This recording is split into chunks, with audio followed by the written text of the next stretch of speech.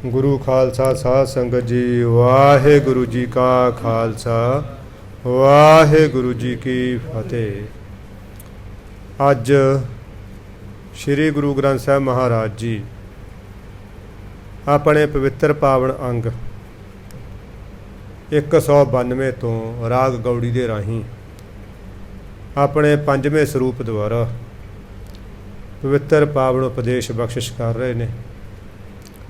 सतगुरु जिथे एडी वड्डी किरपा कर रहे ने, एक एहसान होर करन, अपने सारिਆਂ ਦੇ ਮਨਾਂ ਦੇ ਵਿੱਚ सावधानता एकाग्रता शरधा भावना प्रेम की दात बख्शण, ताकि असी गुरु महाराज की पवित्र पावन बनती सिफत सलाह नूं बड़े ध्यान नाल सुन के इत्थे अपनी हाज़री लवा सकीए।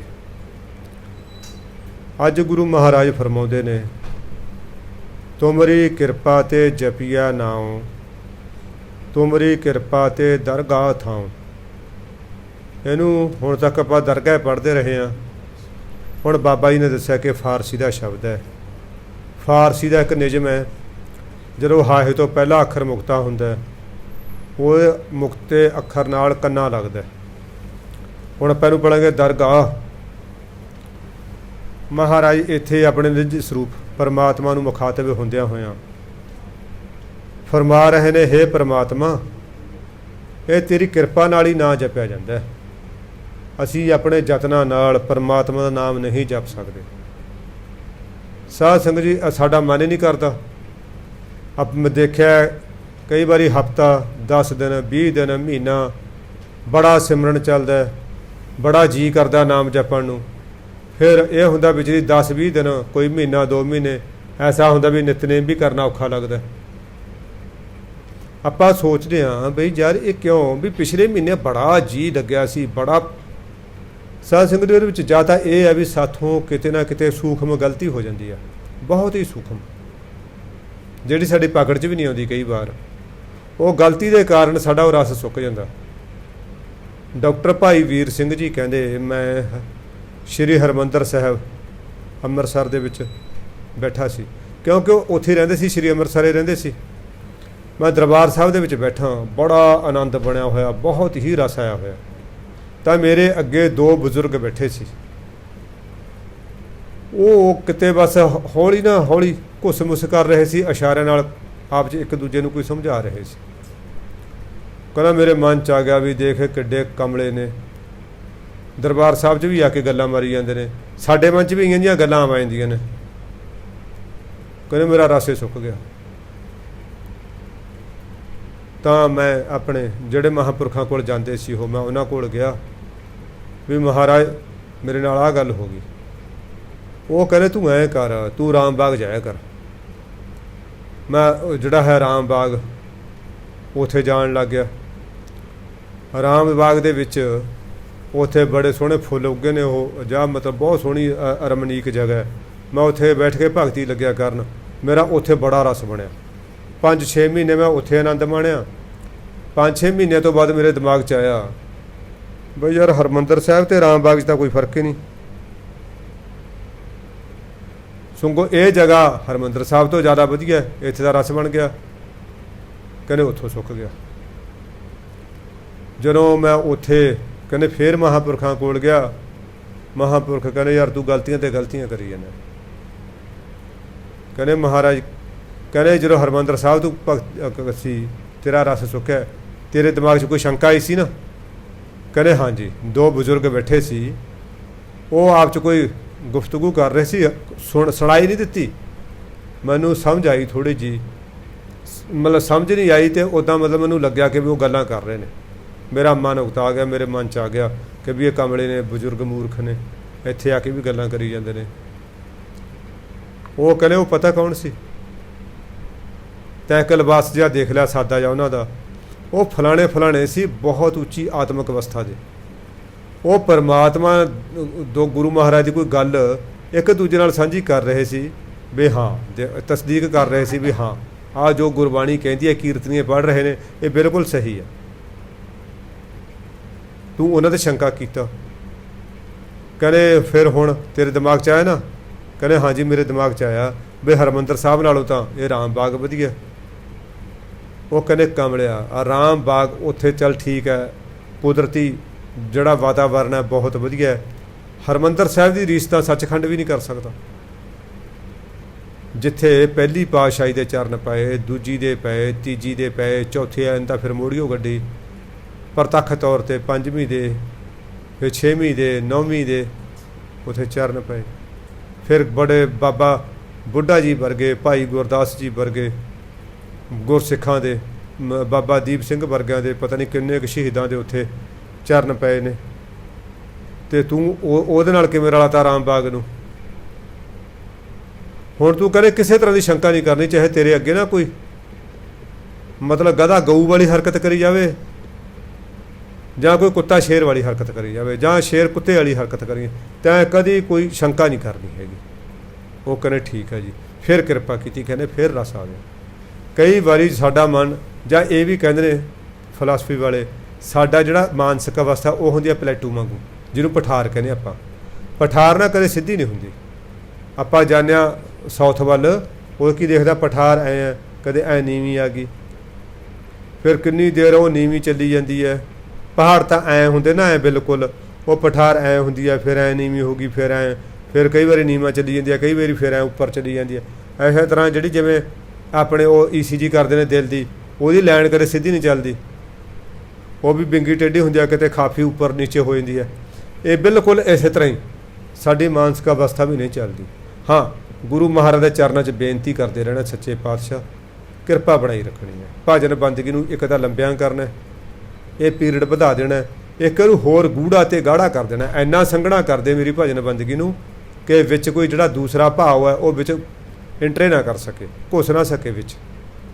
ਇਹੀ ਬੇਨਤੀਆਂ ਕਰਨੀਆਂ, ਸਤਿਗੁਰੂ ਦਇਆ ਕਰੋ।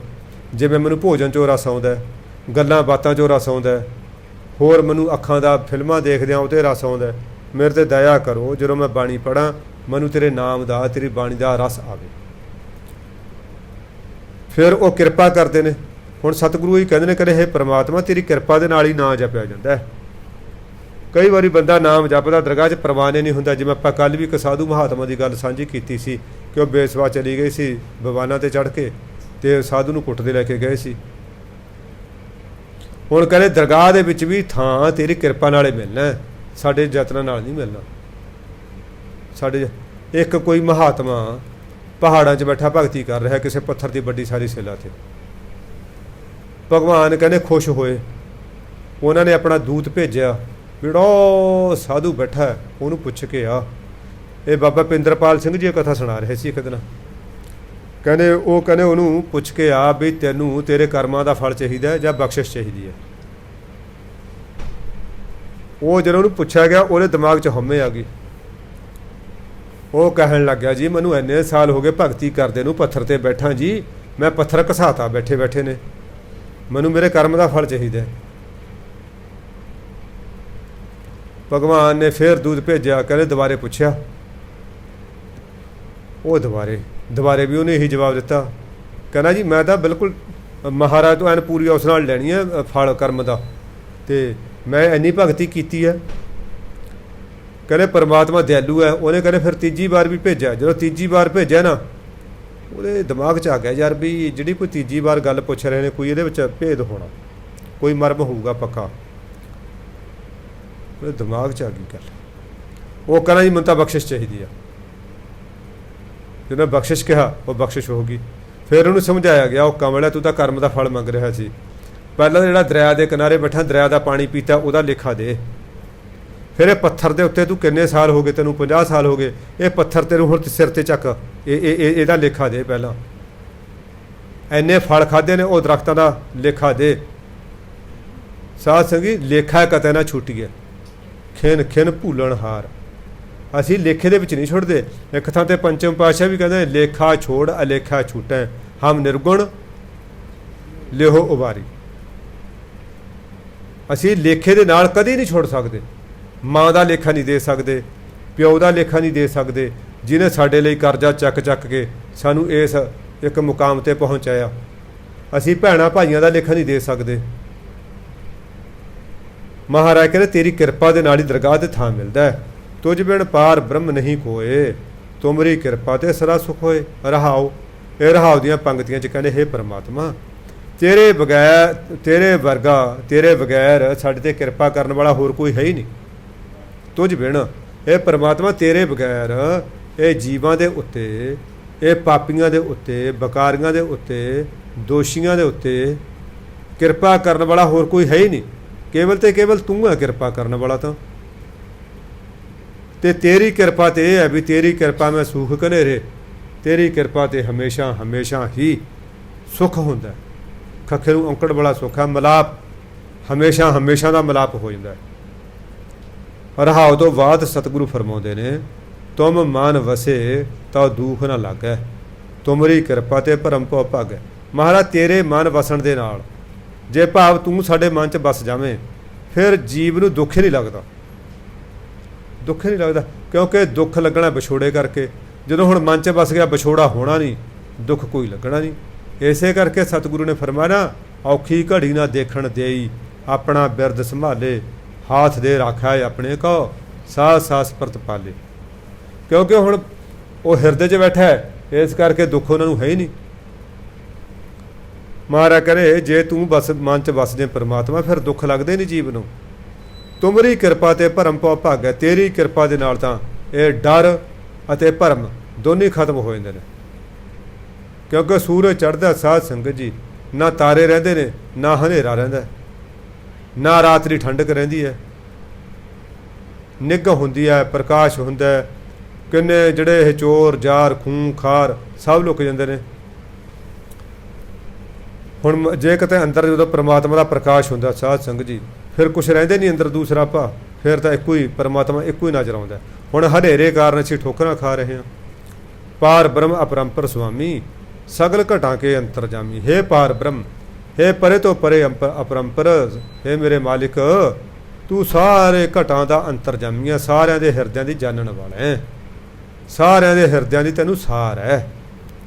तैथों कोई हिरदा लुकिया नहीं होया, किसी दे दिल च की चल रहा है वो परमात्मा भली भांत जाणदे ने। असीं तां सानूं तां पता नहीं लगदा, सानूं तां कई बारी बच्चे भी मूर्ख बनाउंदे ने, घर वाले नूं घर वाली मूर्ख बनाई जाती है, घर वाला घर वाले नूं मूर्ख बनाई जांदा। पर उदों असीं कुछ भी छुपा नहीं सकते, कुछ भी लुका नहीं सकते। गरीब नवाज कहने, करों अरदास अपने सतगुर पास, नानक नाम मिलै सच रास। हे परमात्मा, मैं अपने सतगुरु पास बेनती करदा, अरदास करों,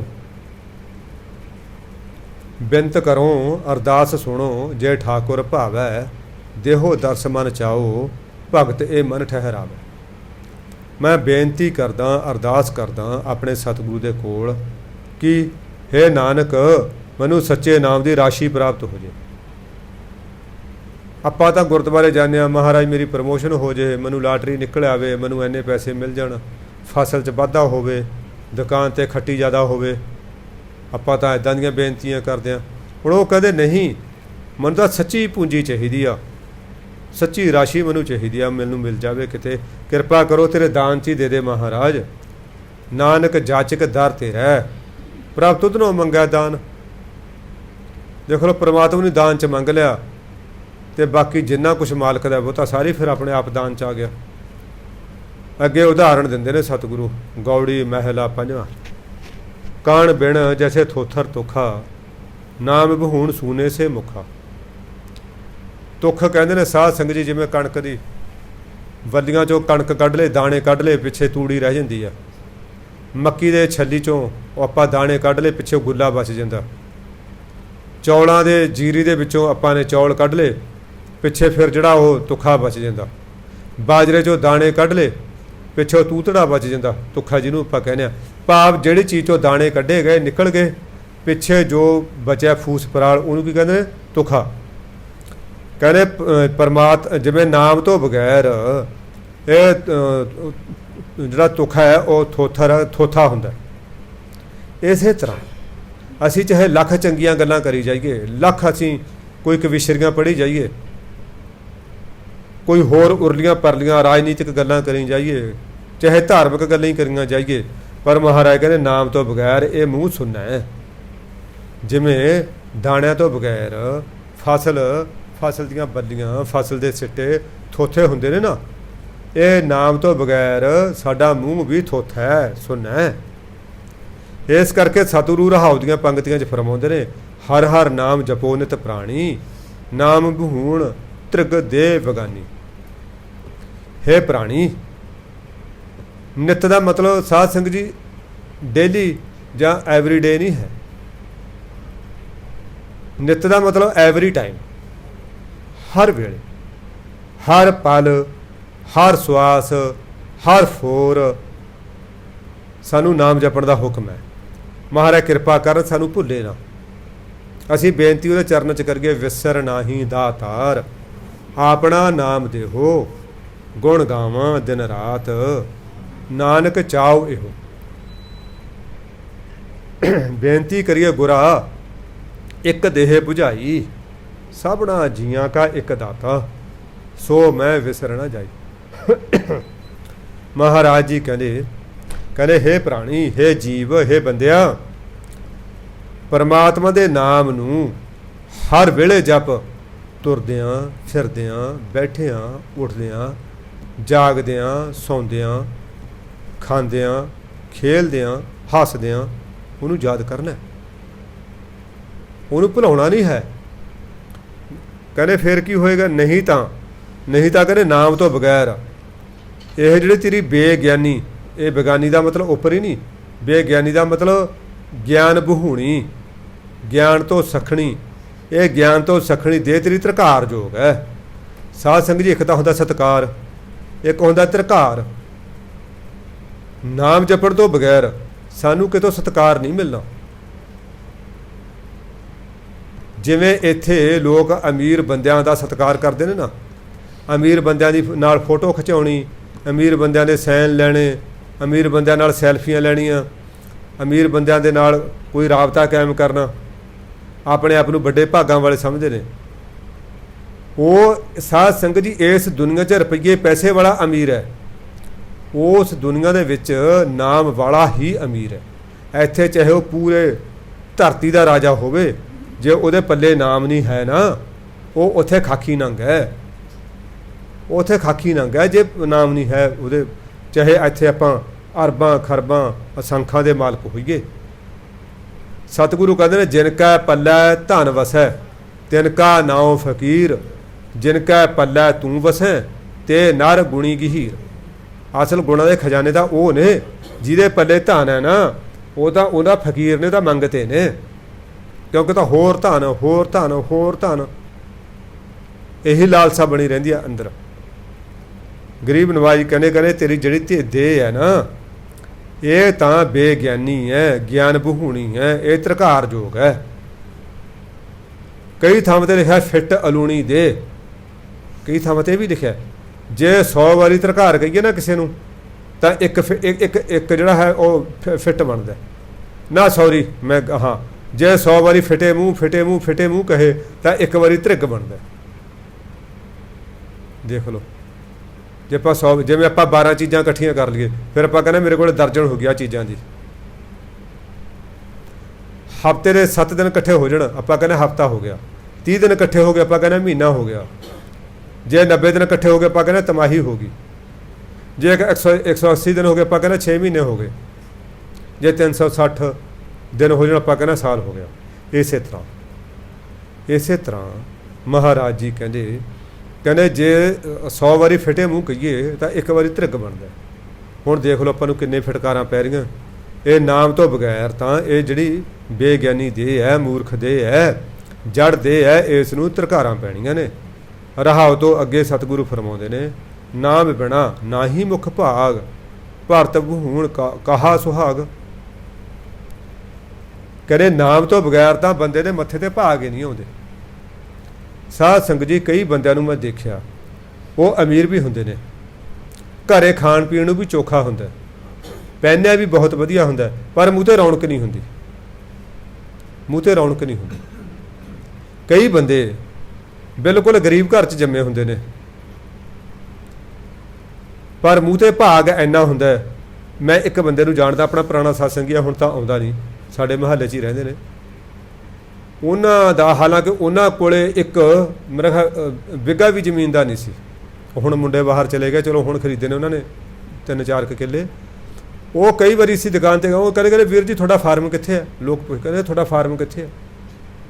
ਮੂੰਹ 'ਤੇ ਭਾ ਗਏ ਇੰਨਾ। ਮੇਰੇ ਖੁਦ ਦੇ ਮਾਮੇ ਨੇ ਦੇ ਮੁੰਡੇ ਨੇ, ਇੱਕ ਮੁੰਡਾ ਤਾਂ ਇਹ ਹੈ ਉਹਦੀ ਸ਼ਕਲ ਇੱਦਾਂ ਲੱਗਦੀ ਹੈ ਜਿਵੇਂ ਉਹ ਸੀਰੀ ਸਾਂਝੀ ਰਲਿਆ ਹੁੰਦਾ ਉਹਨਾਂ ਨਾਲ। ਇੱਕ ਜਿਹੜਾ ਉਦੋਂ ਛੋਟਾ ਉਹਦੇ ਮੂੰਹ 'ਤੇ ਇੰਨਾ ਭਾਗ ਹੈ। ਉਹ ਇੱਕ ਵਾਰੀ ਪਤਾ ਨਹੀਂ ਕੋਈ ਮੁਰੰਮਤ ਕਰਾਉਣ ਗਏ ਕਿਸੇ ਚੀਜ਼ ਦੀ, ਤਾਂ ਉਹ ਦੁਕਾਨ ਵਾਲਾ ਕਹਿੰਦਾ ਜੀ ਤੁਹਾਡੇ ਆ ਨੌਕਰਾਂ ਨੂੰ ਕਹੋ ਵੀ ਇਹ ਪੱਖੇ ਨੂੰ ਉਰੇ ਲਾ ਦੇਣ। ਉਹ ਕਹਿੰਦਾ ਨੌਕਰ ਨਹੀਂ ਹੈਗਾ ਯਾਰ, ਮੇਰਾ ਵੱਡਾ ਭਰਾ ਹੈ। ਉਹ ਕਹਿੰਦਾ ਜੀ ਤੁਹਾਡਾ ਵੱਡਾ ਭਰਾ ਹੈ? ਦੇਖਣ ਨੂੰ ਤਾਂ ਕਹਿੰਦਾ ਉਹੀ ਮਤਲਬ ਵੀ ਸੜਿਆ ਜਿਹਾ ਲੱਗਦਾ। ਇਹ ਕਈ ਵਾਰੀ ਕਿਉਂਕਿ ਪਿਛਲੇ ਜਨਮ ਦੀਆਂ ਭਗਤੀਆਂ ਹੁੰਦੀਆਂ ਨੇ, ਪਿਛਲੇ ਜਨਮ ਦੀਆਂ ਬੰਦਗੀਆਂ ਹੁੰਦੀਆਂ ਨੇ। ਜਿਹੜਾ ਹੁਣ ਸਾਨੂੰ ਰੂਪ ਮਿਲਿਆ, ਰੰਗ ਮਿਲਿਆ, ਰੁਪਈਆ ਪੈਸਾ ਮਿਲਿਆ, ਅਮੀਰੀ ਮਿਲੀ ਹੈ, ਸੁੱਖ ਸਹੂਲਤਾਂ ਮਿਲੀਆਂ ਨੇ, ਇਹ ਪਿਛਲੇ ਜਨਮਾਂ ਦੀ ਕੀਤੀ ਹੋਈ ਭਗਤੀ ਸਦਕਾ ਹੀ ਨੇ। ਜੇ ਹੁਣ ਅਸੀਂ ਭਗਤੀ ਕਰਾਂਗੇ ਅਗਲੇ ਜਨਮ ਦੇ ਵਿੱਚ ਸੁੱਖ ਮਾਣਾਂਗੇ।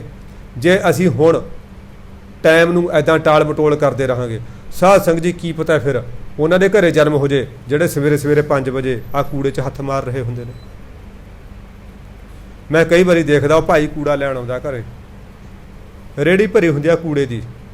ਜਿਹੜਾ ਨਾ ਕੂੜਾ ਮਤਲਬ ਆਪਾਂ ਨੱਕ 'ਤੇ ਰੁਮਾਲ ਧਰ ਕੇ ਬੀਬੀਆਂ ਚੁੰਨੀ ਲੈ ਕੇ ਦੂਰੀ ਤੀਰੀ ਫਿਰ ਉਹ ਪੀਪੇ 'ਚ ਪਾ ਕੇ ਆਉਂਦੀਆਂ ਨੇ ਕੂੜੇ ਵਾਲੇ 'ਚ।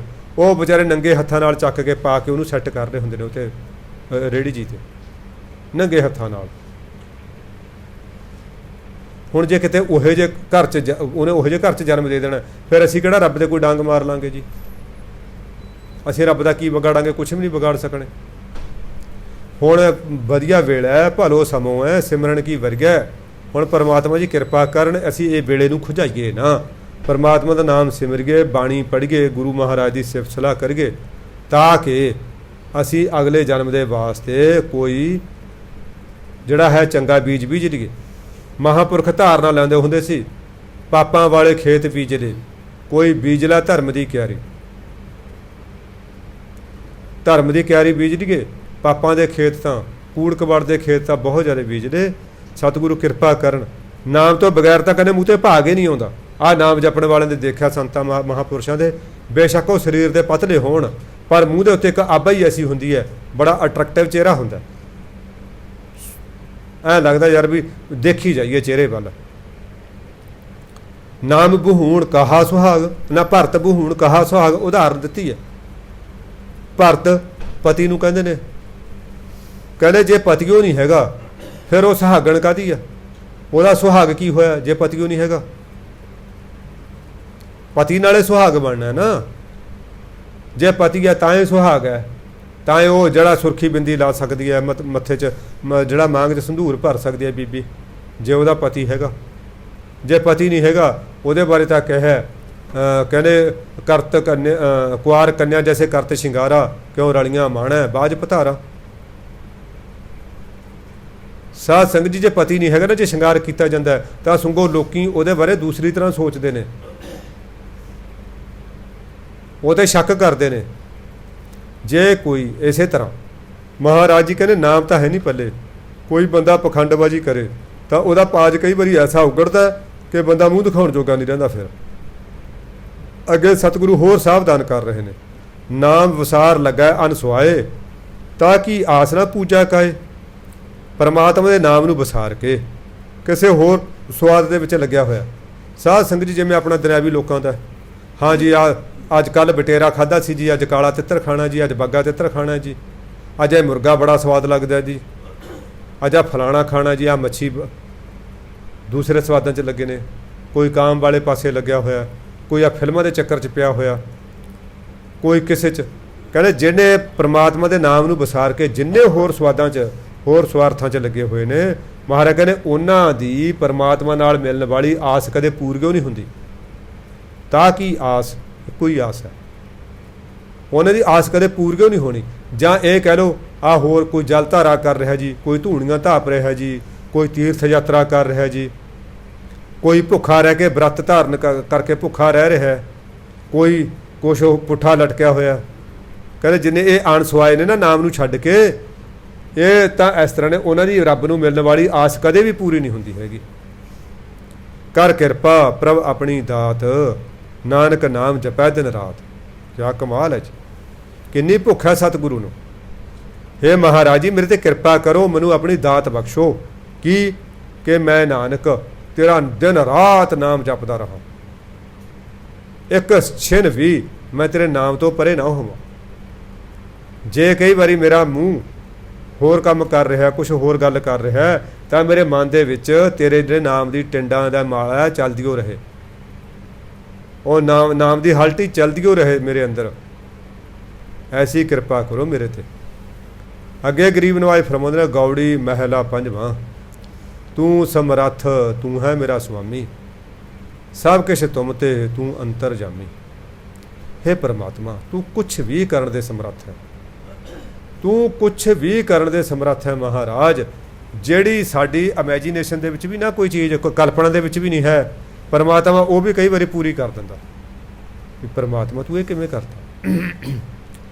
ਭੂਮੀਆਂ ਚੋਰ ਗੱਲ ਜੇ ਆਪਾਂ ਇਹਨੂੰ ਪੂਰੇ ਵਿਸਥਾਰ ਨਾਲ ਕਰਾਂਗੇ ਬਹੁਤ ਲੰਬੀ ਹੈ। ਭੂਮੀਆਂ ਚੋਰ ਹੋਇਆ ਇੱਧਰ ਦੱਖਣੀ ਤੇ ਪੂਰਬੀ ਭਾਰਤ ਦਾ। ਮਹਾਰਾਜ ਉੱਧਰ ਗਏ, ਉਹਨੂੰ ਕਿਹਾ ਵੀ ਤੂੰ ਚੋਰੀਆਂ ਨਾ ਕਰਿਆ ਕਰ। ਚਲੋ ਉਹਨੇ ਚੋਰ ਵੀ ਤੂੰ ਸੱਚ ਬੋਲਿਆ ਕਰ, ਕੋਈ ਗਰੀਬ ਮਾਰ ਨਹੀਂ ਕਰਨੀ, ਇਸ ਤਰ੍ਹਾਂ ਦਾ ਉਪਦੇਸ਼ ਦੇ ਕੇ ਸਤਿਗੁਰੂ ਗੁਰੂ ਨਾਨਕ ਦੇਵ ਮਹਾਰਾਜ ਅੱਗੇ ਲੰਘ ਗਏ। ਉਸ ਬੰਦੇ ਨੇ ਉਹਨਾਂ ਬਚਨਾਂ ਤੇ ਪੂਰਾ ਪਹਿਰਾ ਦਿੱਤਾ, ਮੰਨਿਆ ਉਹਨੂੰ। ਉਹ ਕਦੇ ਰਾਜੇ ਦੇ ਚੋਰੀ ਕਰਨ ਗਿਆ ਤੇ ਉਹਦੇ ਪਹਿਰੇਦਾਰਾਂ ਨੇ ਪੁੱਛਿਆ, ਕਹਿੰਦੇ ਤੂੰ ਕੌਣ ਹੈ? ਕਹਿੰਦਾ ਵੀ ਮੈਂ ਚੋਰ। ਕਹਿੰਦੇ ਮਜ਼ਾਕ ਕਰਦਾ। ਚੋਰ ਵੀ ਕਦੇ ਆਪਦੇ ਆਪ ਨੂੰ ਚੋਰ ਕਹਿੰਦਾ ਹੁੰਦਾ। ਸਾਧ ਸੰਗਤ ਜੀ ਸ਼ਰਾਬੀ ਕਦੇ ਆਪਦੇ ਆਪ ਨੂੰ ਇਹ ਨਹੀਂ ਕਹਿੰਦਾ ਵੀ ਮੈਂ ਆਊਟ ਹੋ ਗਿਆ। ਪਾਗਲ ਬੰਦਾ ਕਦੇ ਇਹ ਨਹੀਂ ਕਹਿੰਦਾ ਕਿ ਜੀ ਮੈਂ ਮੂਰਖ ਹਾਂ। ਤੇ ਜਿਹੜਾ ਚੋਰ ਹੈ, ਕੋਈ ਬੇਵਿਚਾਰੀਆ, ਉਹ ਕਦੇ ਹੋ ਸਕਦਾ ਕਿਸੇ ਯਾਰ ਦੋਸਤ ਕੋਲ ਤਾਂ ਬੇਸ਼ੱਕ ਮੰਨ ਜੇ ਕੋਈ ਗੱਲ ਕਰ ਲੇ, ਪਰ ਉੱਦਾਂ ਨਹੀਂ ਆਪਦੇ ਆਪ ਨੂੰ ਕਹਿੰਦਾ ਜੀ ਹਾਂ ਮੈਂ ਤਾਂ ਚੋਰ ਹਾਂ। ਉਹ ਕਹਿੰਦੇ ਹੋ ਜੀ ਅਸੀਂ ਤਾਂ ਬਹੁਤ ਵਧੀਆ ਬੰਦੇ ਹਾਂ ਜੀ, ਅਸੀਂ ਤਾਂ ਬੜੇ ਅਸੀਂ ਪੂਰੇ ਸ਼ਹਿਰ ਦੀ ਕਰੀਮ ਹਾਂ ਜੀ। ਅਸੀਂ ਤਾਂ ਇੱਥੋਂ ਤੱਕ ਵੀ ਲੋਕ ਮੈਂ ਕਹਿੰਦੇ ਸੁਣੇ ਨੇ। ਸਾਡੇ ਕੋਈ ਕੁਲੀਗ ਆਇਆ, ਉਹ ਵੀ ਇੱਦਾਂ ਹੀ ਲੱਗ ਗਿਆ ਕਹਿਣ। ਉਹਦੀ ਪਤਾ ਲੱਗਿਆ ਜਦੋਂ 2 ਮਹੀਨਿਆਂ ਬਾਅਦ ਜਲੂਸ ਨਿਕਲ ਗਿਆ ਤੇ ਸੁਸਾਈਡ ਕਰਨਾ ਪੈ ਗਿਆ ਵਿਚਾਰੇ ਨੂੰ। ਇਸ ਤਰ੍ਹਾਂ ਵੀ ਕਈ ਵਾਰੀ ਗੱਲ ਹੋ ਜਾਂਦੀ ਆ। ਵੱਧ ਕੇ ਗੱਲ ਕਦੀ ਵੀ ਨਹੀਂ ਕਰਨੀ ਚਾਹੀਦੀ। ਤੇ ਉਹ ਕਹਿੰਦੇ ਉਸ ਨੇ ਬੰਦੇ ਨੇ, ਰਾਜੇ ਨੇ ਜਦੋਂ ਉਹਦੀ ਸੱਚਾਈ ਦੇਖੀ, ਉਹਨੂੰ ਆਪਣਾ ਮੰਤਰੀ ਰੱਖ ਲਿਆ।